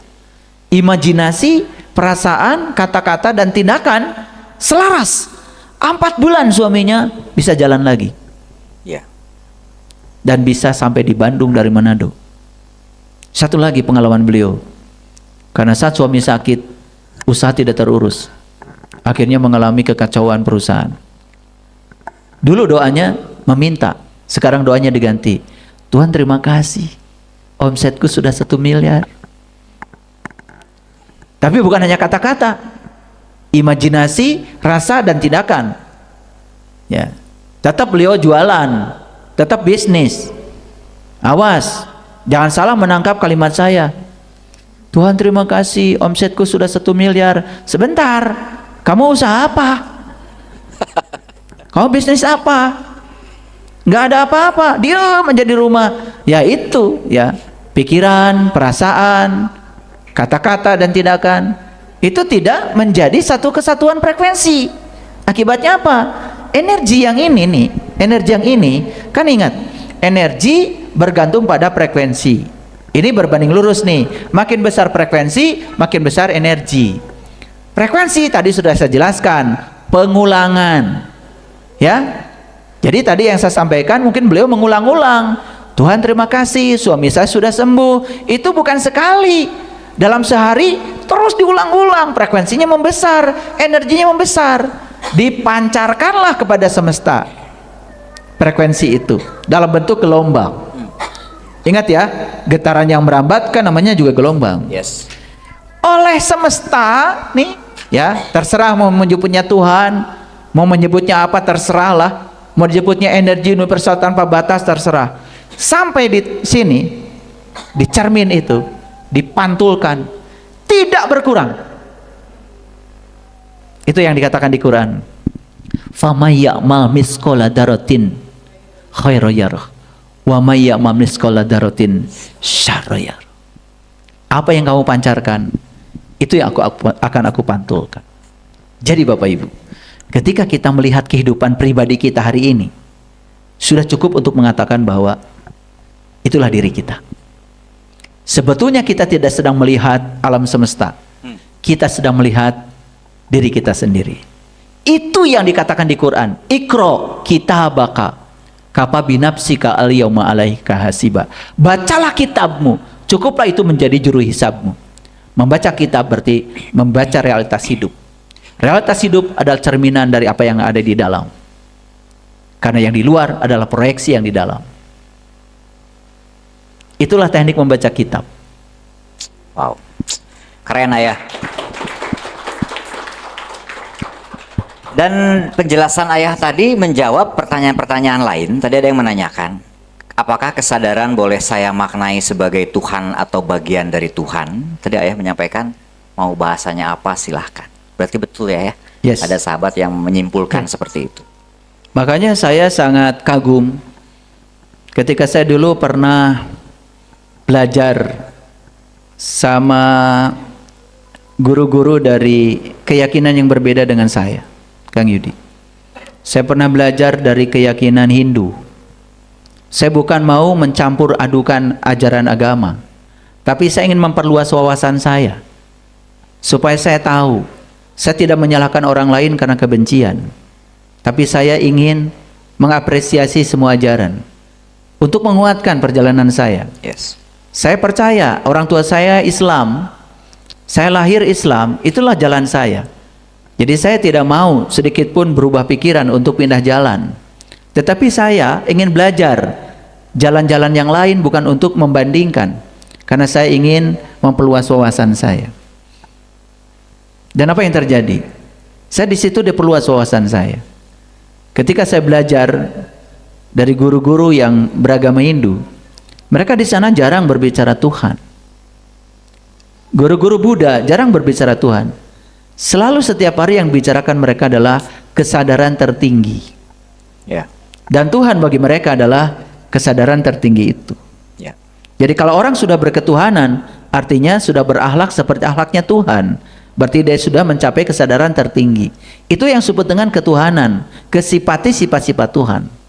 Makanya orang yang seperti itu hidupnya penuh dengan kesadaran. Dari situ saya kemudian, oh, pantesan ya, praktis gitu belajarnya, karena langsung menyentuh kehidupan. Ya ternyata di Quran saya menemukan kalimat yang sama, cuman bahasanya berbeda.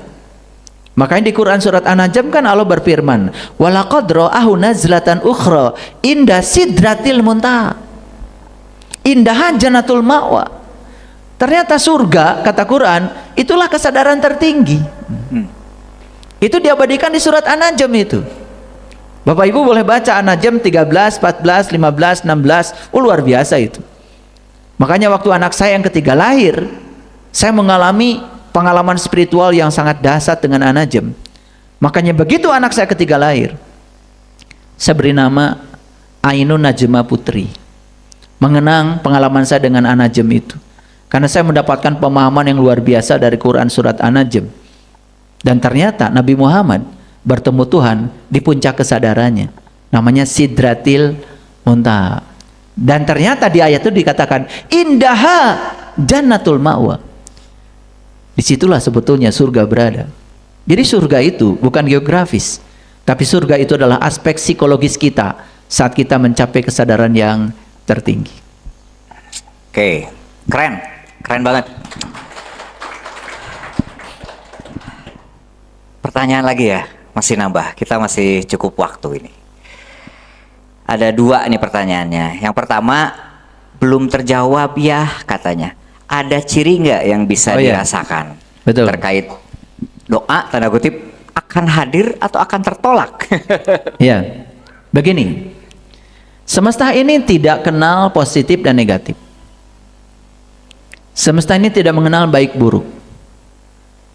Semesta hanya mengenal getaran. Getaran yang manapun akan dikabulkan. Oke. Ingat ya, Oke. kan saya sudah sampaikan ayatnya. Allah mengatakan begini,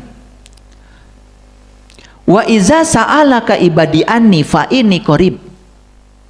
Jika ada yang bertanya tentang aku, kata Tuhan, katakanlah pada mereka yang bertanya itu, sesungguhnya aku amat dekat. Ujibu da'wata da'i idza da'an. Aku selalu mengabulkan doa dari semua orang yang berdoa. Ingat ya, aku selalu mengabulkan doa dari semua orang yang berdoa. Kalau kita menggunakan terminologi doa sebagai permintaan, kenyataannya tidak semua permintaan dikabulkan. Berarti terminologi doa kita yang harus diubah. Apa doa itu? Doa yang sebenarnya adalah akumulasi dari getaran. Getaran apa yang Anda pancarkan, itu yang akan dipantulkan. Tidak ada doa yang tidak dikabul. Semua doa dikabul. Cuman frekuensi mana yang sungguh-sungguh Anda mau, itu yang dipantulkan.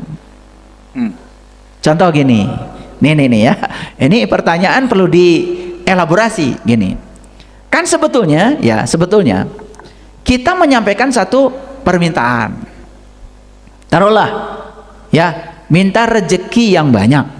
Betul nggak? Ya. Nah, sedangkan permintaan itu, ya, walaupun minta rezeki yang banyak, kan ketika minta rezeki yang banyak itu kita lihat getaran di dalam apa yang mendorong kamu berdoa seperti itu.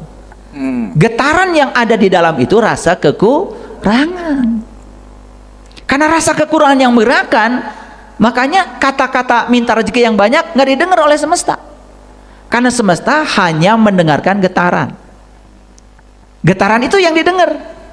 Oh, sebetulnya kita minta rezeki yang banyak, tapi semesta menangkap kamu itu sebetulnya minta kekurangan.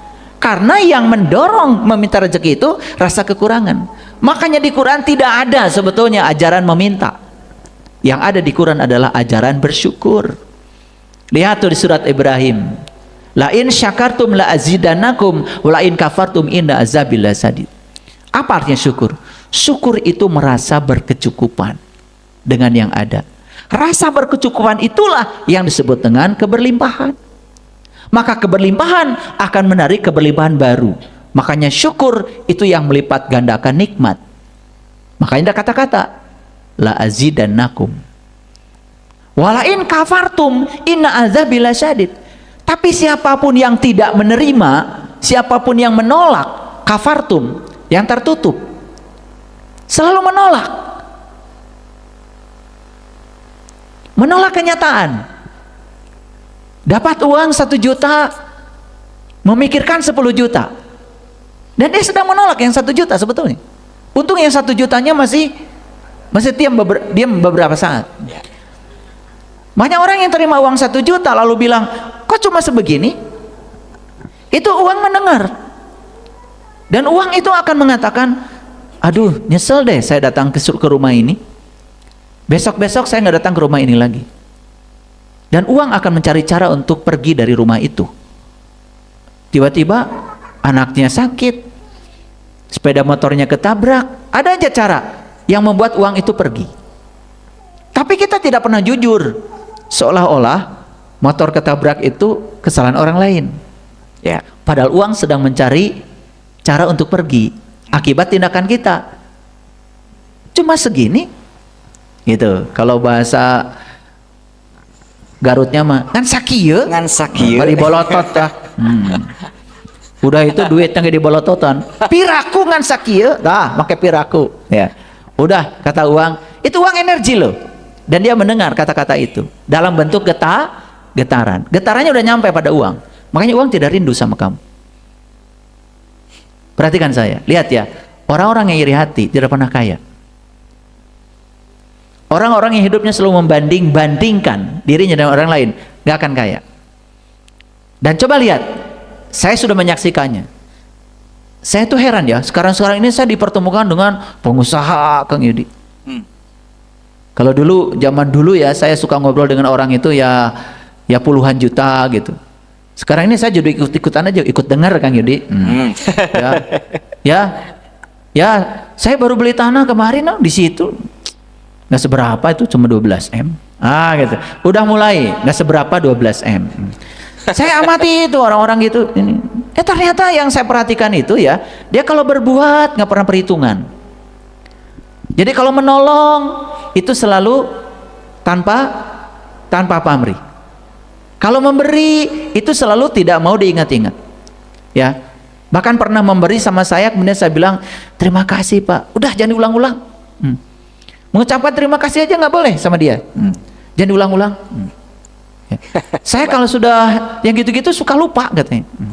Jadi kalau dia memberi lupa. Saya perhatikan sifatnya. Ternyata rezekinya semudah itu. Iya kan? Nyalo aja dapat untung besar. Ya cuman ngasih informasi gitu ya, Kang Yudi. Ya. Jadi temannya itu mau jual sesuatu, kemudian cerita sama saya. Alhamdulillah saya kemarin cuma nunjukin ke temannya lagi. Jadi itu saya dapat berkah. Gede Kang Yudi. Tapi saya perhatikan, saya selidik itu cara-caranya itu. Oh ternyata kalau di restoran gitu, ya, duluan bayar.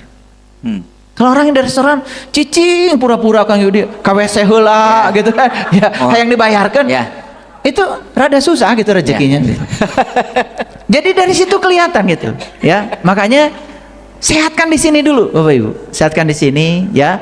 Jadi kalau di sininya negatif ya, masih ada kebencian, iri hati, suka membicarakan orang kaya dengan dendam, apalagi berprasangka buruk. Oh pantas sama Bang Haruk ya anu.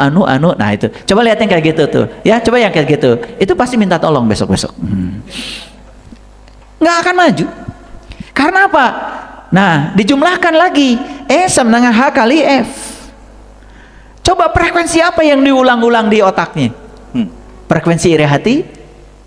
Frekuensi prasangka buruk? Apakah tidak dikabul? Dikabul di frekuensi itu. Jadi yang dikatakan uji budak watadai idadaan, aku mengabulkan setiap yang berdoa jika dia berdoa. Saya tidak menemukan di ayat manapun di Quran yang mengatakan bahwa Allah tidak mengabulkan doa. Yang saya tahu di Al-Quran cuma ada satu ayat, Allah mengabulkan semua doa. Jadi Bapak Ibu, mohon maaf, kalau ada orang yang ngajarkan doa itu yang dikabul, tidak dikabul, itu udah bohong. Gak ada ayatnya. Karena di Quran itu semua doa dikabul. Tapi dikabul di frekuensi yang kita pancarkan. Clear? Clear. Clear kan? Itu. Nah, sekarang ini supaya jelas. Tadi apa? Pikiran. Yes. Frekuensinya mengulang-ulang. Tadi apa? Mengulang-ulang yang diinginkan ya? Ya. Udah, diulang-ulang menginginkan rumah baru. Betul nggak? Taruhlah 100 frekuensinya. 100 kali. Frekuensi itu 100 peristiwa. Yes. Oke? Ya.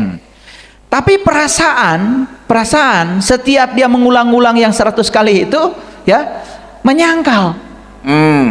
Gak sinkron. Gak sinkron ya. Berarti ini ya mungkin min 10 malah negatif. Nah, kemudian lihat kata-kata, ini baru pikiran, ini perasaan, kata-kata nu digobrolkan dengan kasusah we. Yang negatif terus yang Ya, diobrolkan. tiap ketemu teh aduh ya banget. Pasti Rara ngobrolnya ini, Bu. kasusah gitu. Jadi Ya. keluhan gitu kan. Ini coba aja. Nah, ini mungkin ini min 100 Kang Yudi. Walah. Negatif, dihitung negatif frekuensinya. Kemudian tindakan, ada sih tindakan. Ya, misalkan jual gehu misalnya. Ya. Gehu. Tapi jual gehunya itu pakai gini. Aing mah. Bukan. Gini. Teu payu oge, dahar we kurang gitu. Jadi oke. sudah berpikir teu payu. Oke. Dan bikin gehunya juga, di nu teu payunya ge di dahar kurang, bukan berpikir payu. Ekor mah gehu dengan 10 siki.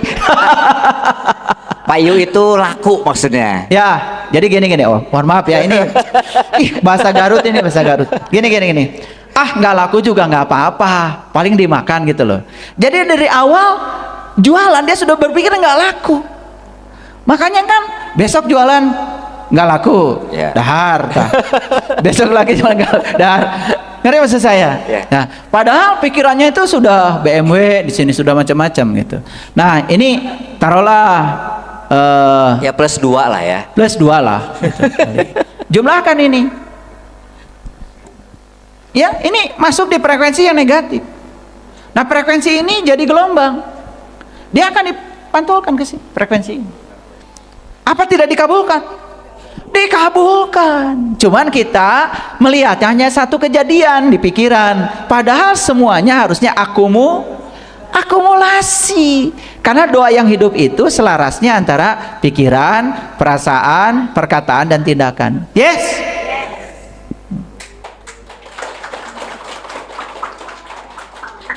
Coba Bapak Ibu, ya. Jadi pulang dari sini kalau ada orang, kalau ingin doanya dikabul, tempatnya di anu, salah.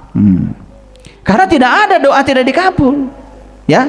Jadi tempat untuk berdoa di mana? Ya di sini. Pikiran di sini, perasaan di sini, alatnya sudah ada di sini, kata-kata di sini, tindakan juga di sini. Semua ada di sini. Jadi kalau begitu apakah keberlimpahan di sini? Di sini. Wujud keberlimpahan yang paling utama adalah pikiran, perasaan, perkataan, tindakan. Silahkan olah itu menjadi selaras. Mulai dari yang kecil-kecil, Bapak Ibu. Tetapi konsisten. Cikaracak, Ninggang batu, laun-laun janten legok. jadi legok. Nah, terjemahkan Kang Yudi. Apa itu? Iya, pokoknya mah. Ya. Cikaracak air, Air, netes. Cikaracak itu air yang jatuhnya itu cuman tes, frekuensinya kecil. Misalkan satu menit cuma 2 tetes. Nah itu namanya Cikaracak. Ninggang batu. Itu dia memukul batu, menyentuh permukaan batu. Karena saking konsistennya, walaupun kecil-kecil, itu batu jadi berubah, batunya jadi bolong. Nah, jadi sebetulnya Bapak Ibu, kalau kita membiasakan sekarang, pikiran yang kecil-kecil lah dulu, perasaan, kata-kata. Nah, jadi kalau berkata itu selalu menguatkan. Misalkan kalau ada satu kejadian, mohon maaf ya, kejadian kehilangan lah, kejadian kehilangan. Tidak fokus pada kehilangan. Kata-katanya selalu menguatkan. Nanti juga pasti ada gantinya. Tidak ada yang benar-benar hilang. Karena sebetulnya yang terjadi hanya akan dirubah dalam bentuk yang lain. Yes. Kan kata-katanya menguatkan. Nah itu doa yang hidup. Doa yang hidup. Dan doa itu bahasanya cuma satu, bahasa getaran. Oke, mantap. Waduh, ini kalau bahasa Inggrisnya itu bahasa keseharian saya kan bahasa Inggris ya. Mundel. Mundel itu padat, semuanya daging. Ada pertanyaan ya, sederhana tapi ini keren buat saya. Bagaimana membedakan bahwa yang ayah sampaikan itu, beliau ini memaknainya sebagai afirmasi, bagian dari afirmasi. Bagaimana membedakan bahwa ini tuh afirmasi yang tanda kutip selaras, bukan berhayal, bukan mempura-purakan diri. Ya. Bagaimana mengidentifikasi itu ya? Jadi sebenarnya afirmasi itu hanya bagian kecil dari energi untuk menguatkan frekuensi. Jadi contoh tadi, seseorang kehilangan sesuatu, tapi kemudian dia percaya bahwa tidak ada peristiwa yang buruk dalam semesta ini, tidak ada yang benar-benar hilang. Apalagi dia sadar kalau dalam semesta ada namanya hukum kekekalan massa.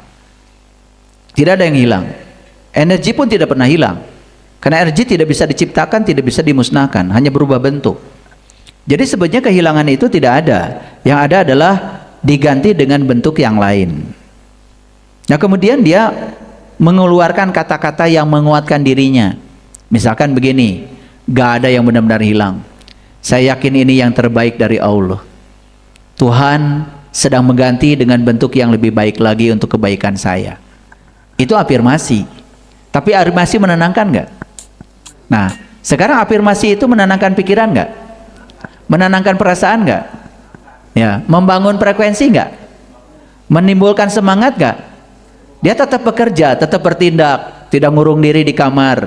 Jadi dia tetap aja berpikir, dia merasa, ya, dia juga tetap bertindak, ya, dibangun oleh afirmasi tadi, lewat kata-kata yang menguatkan dirinya. Coba bayangkan kalau kata-katanya begini, wah, jika mau balik deui. Tuh kan, betul nggak? Ketika begitu apa yang terjadi dengan pikiran? Pikiran tambah buruk, perasaan tambah buruk. Nah ingat, pikiran yang buruk, perasaan yang buruk itu akan menarik lebih buruk lagi, sehingga kita akan masuk pada siklus keburukan yang semakin dalam. Itulah yang di Quran dikatakan, kalau kita masuk ke dalam neraka, kholidina fiha, itu abadi dalam siklus keburukan. Sama kalau orang masuk ke dalam surga, kholidina fiha, dia akan masuk ke dalam siklus kebaikan. Makanya jangan heran kalau ada kata-kata yang miskin tambah miskin, yang kaya tambah kaya. Itu sebetulnya ya bukan peribahasa yang buruk, itu bahasa psikologi. dari siklus. Karena itu juga bahasa Quran. Yang miskin tambah miskin artinya kalau seseorang masuk ke dalam jurang neraka, pikirannya buruk, perasaannya buruk, maka dia akan menarik semua yang buruk.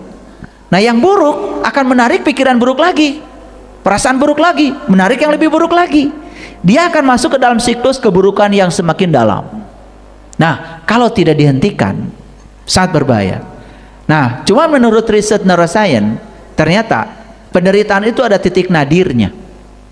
Jadi ketika seseorang mengalami keburukan yang terus menerus, itu menjadi tapal kuda. Itu justru menjadi titik kebangkitan. Makanya kenapa ya orang-orang banyak memahami kalau cerita kiamat seperti cerita kehancuran. Padahal kiamat sendiri kan artinya bangkit kan? Karena untuk kebangkitan itu harus mengalami dulu kehancuran. Jadi hancur, piraku sangsara wae, nah baru bangkit. Tetapi bukan berarti kiamat itu hari kehancuran. Karena kiamat itu kebangkitan. Sebelum bangkit ada kehancuran gitu loh. Yes, sepaket. Ya, nah itu. Jadi kembali lagi kepada pertanyaan yang tadi itu, Kang Yudi. Apa tadi? Bagaimana mengidentifikasi bahwa ini saya berafirmasi, saya bukan Oh ya, berkhayal. oke. Jadi ya,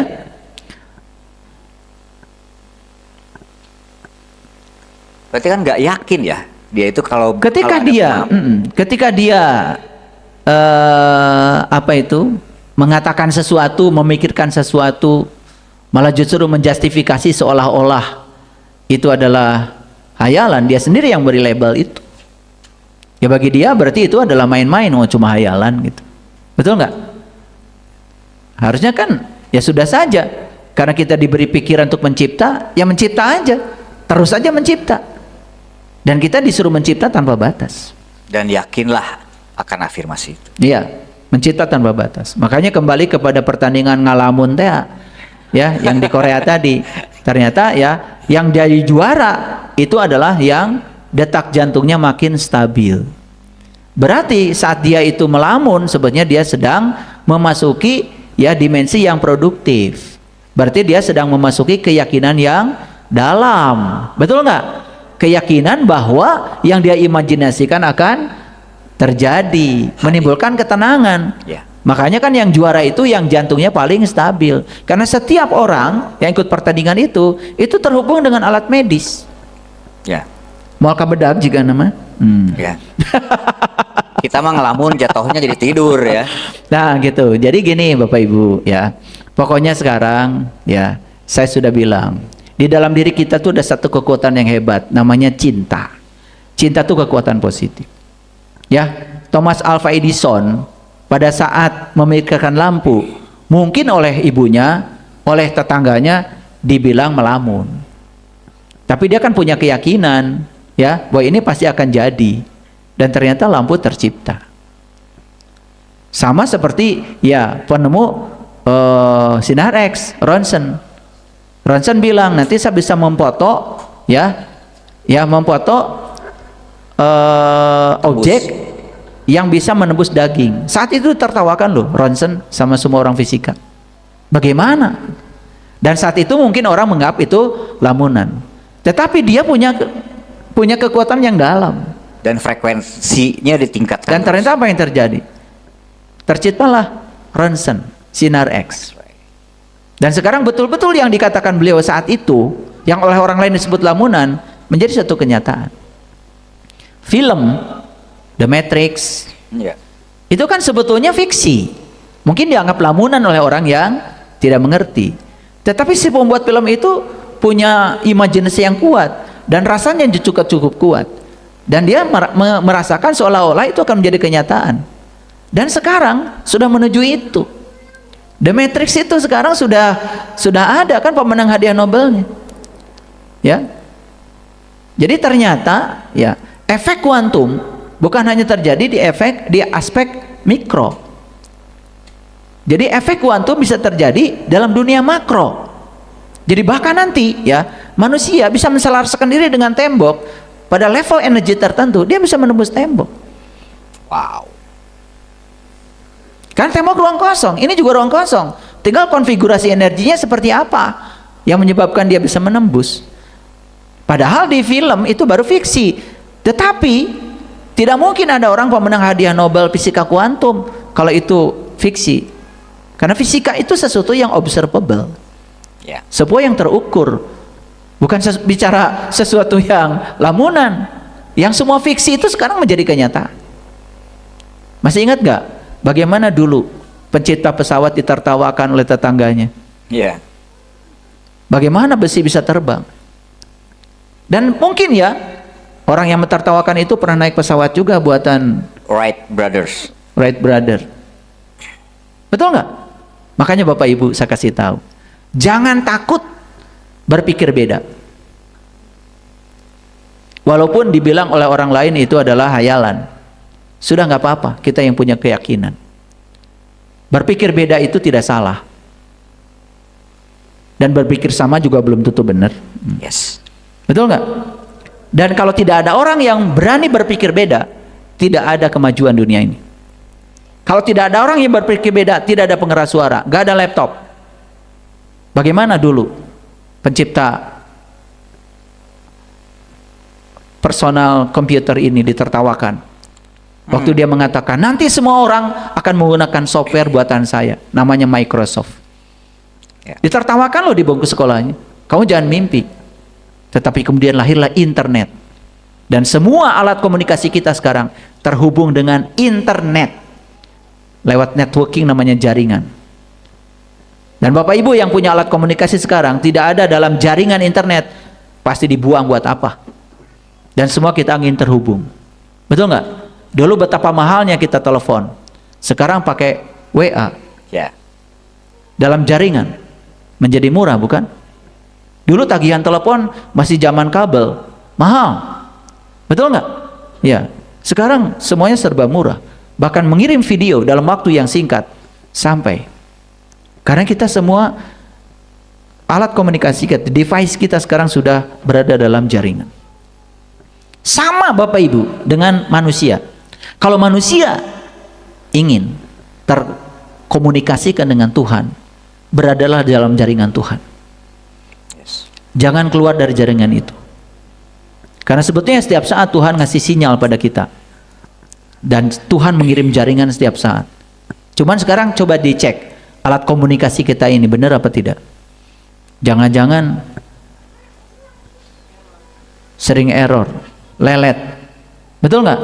Padahal sinyal dari sana cukup kuat, data cukup kuat, tetapi kita tidak bisa menangkap data itu. Akibat apa? Akibat di sini ada masalah. Dan semua kita ada dalam tubuh ilahi, dan semua kita ada dalam jaringan ilahi. Harusnya semua kita bisa terkomunikasi dengan Dia. Ya. Sehingga, itulah keberlimpahan. Ya, kita bisa terhubung dengan ilahiyah. Tapi jangan lupa juga beli pulsa, beli paketnya. Paketnya apa? Ya eling dan waspodo ya. Tuh. Setiap tindakan. Li zikri, aqimis sholata li zikri. Makanya sholat itu yang benar itu sepanjang waktu. Karena eling itu tidak bisa dibatasi oleh waktu. Orang tidak korupsi ketika sedang sholat. Karena habis sholat korupsinya. Betul nggak? Itu gara-gara sholatnya dibatasi waktu. Tapi kalau sholatnya sepanjang waktu, nggak ada korupsi. Karena dia sholat sepanjang waktu. Berarti dia ada dalam jaringan komunikasinya Allah. Itu adalah eling lan waspodo. Itu ada dalam networkingnya Allah. Kalau ada dalam networkingnya Allah, semua orang tuh penuh cinta. Karena dia adalah sumber cinta. Indah sekali. Ya. Jadi hari ini saya ngasih pelajaran fisika SD sebetulnya nih, belum apa-apa. Saya tidak memunculkan rumus-rumus yang ruwet. Kalau tadi saya cerita amplitudo, ya mungkin masih dalam jangkauan pikiran ya. Ya. Masih ini SMP lah. Fisik for all. Ya. Fisika untuk semua umur. Mulai dari S1 sampai S3 bisa menangkap. Maksudnya SD, SMP, SMA bisa lah kayak gini. Ya, hatur nuhun pisan Ayah, keren sekali, luar biasa kajian pada siang hari ini. Apa ya, menakjubkan, mind blowing. Jadi Ayah Bunda, kalau kita kembali ke judulnya adalah menyaksikan keberlimpahan tanpa batas dalam diri. Berarti kita sekarang sudah mulai paham ya, sudah mulai mengenal bahwa tidak semata-mata Tuhan melinggihkan dirinya ke dalam diri kita dalam bentuk ruh yang ditiupkan oleh Dia ke dalam diri kita. Itu tentu saja sepaket dengan semua kesiapan fasilitas untuk kita bisa berkehidupan di muka bumi ini.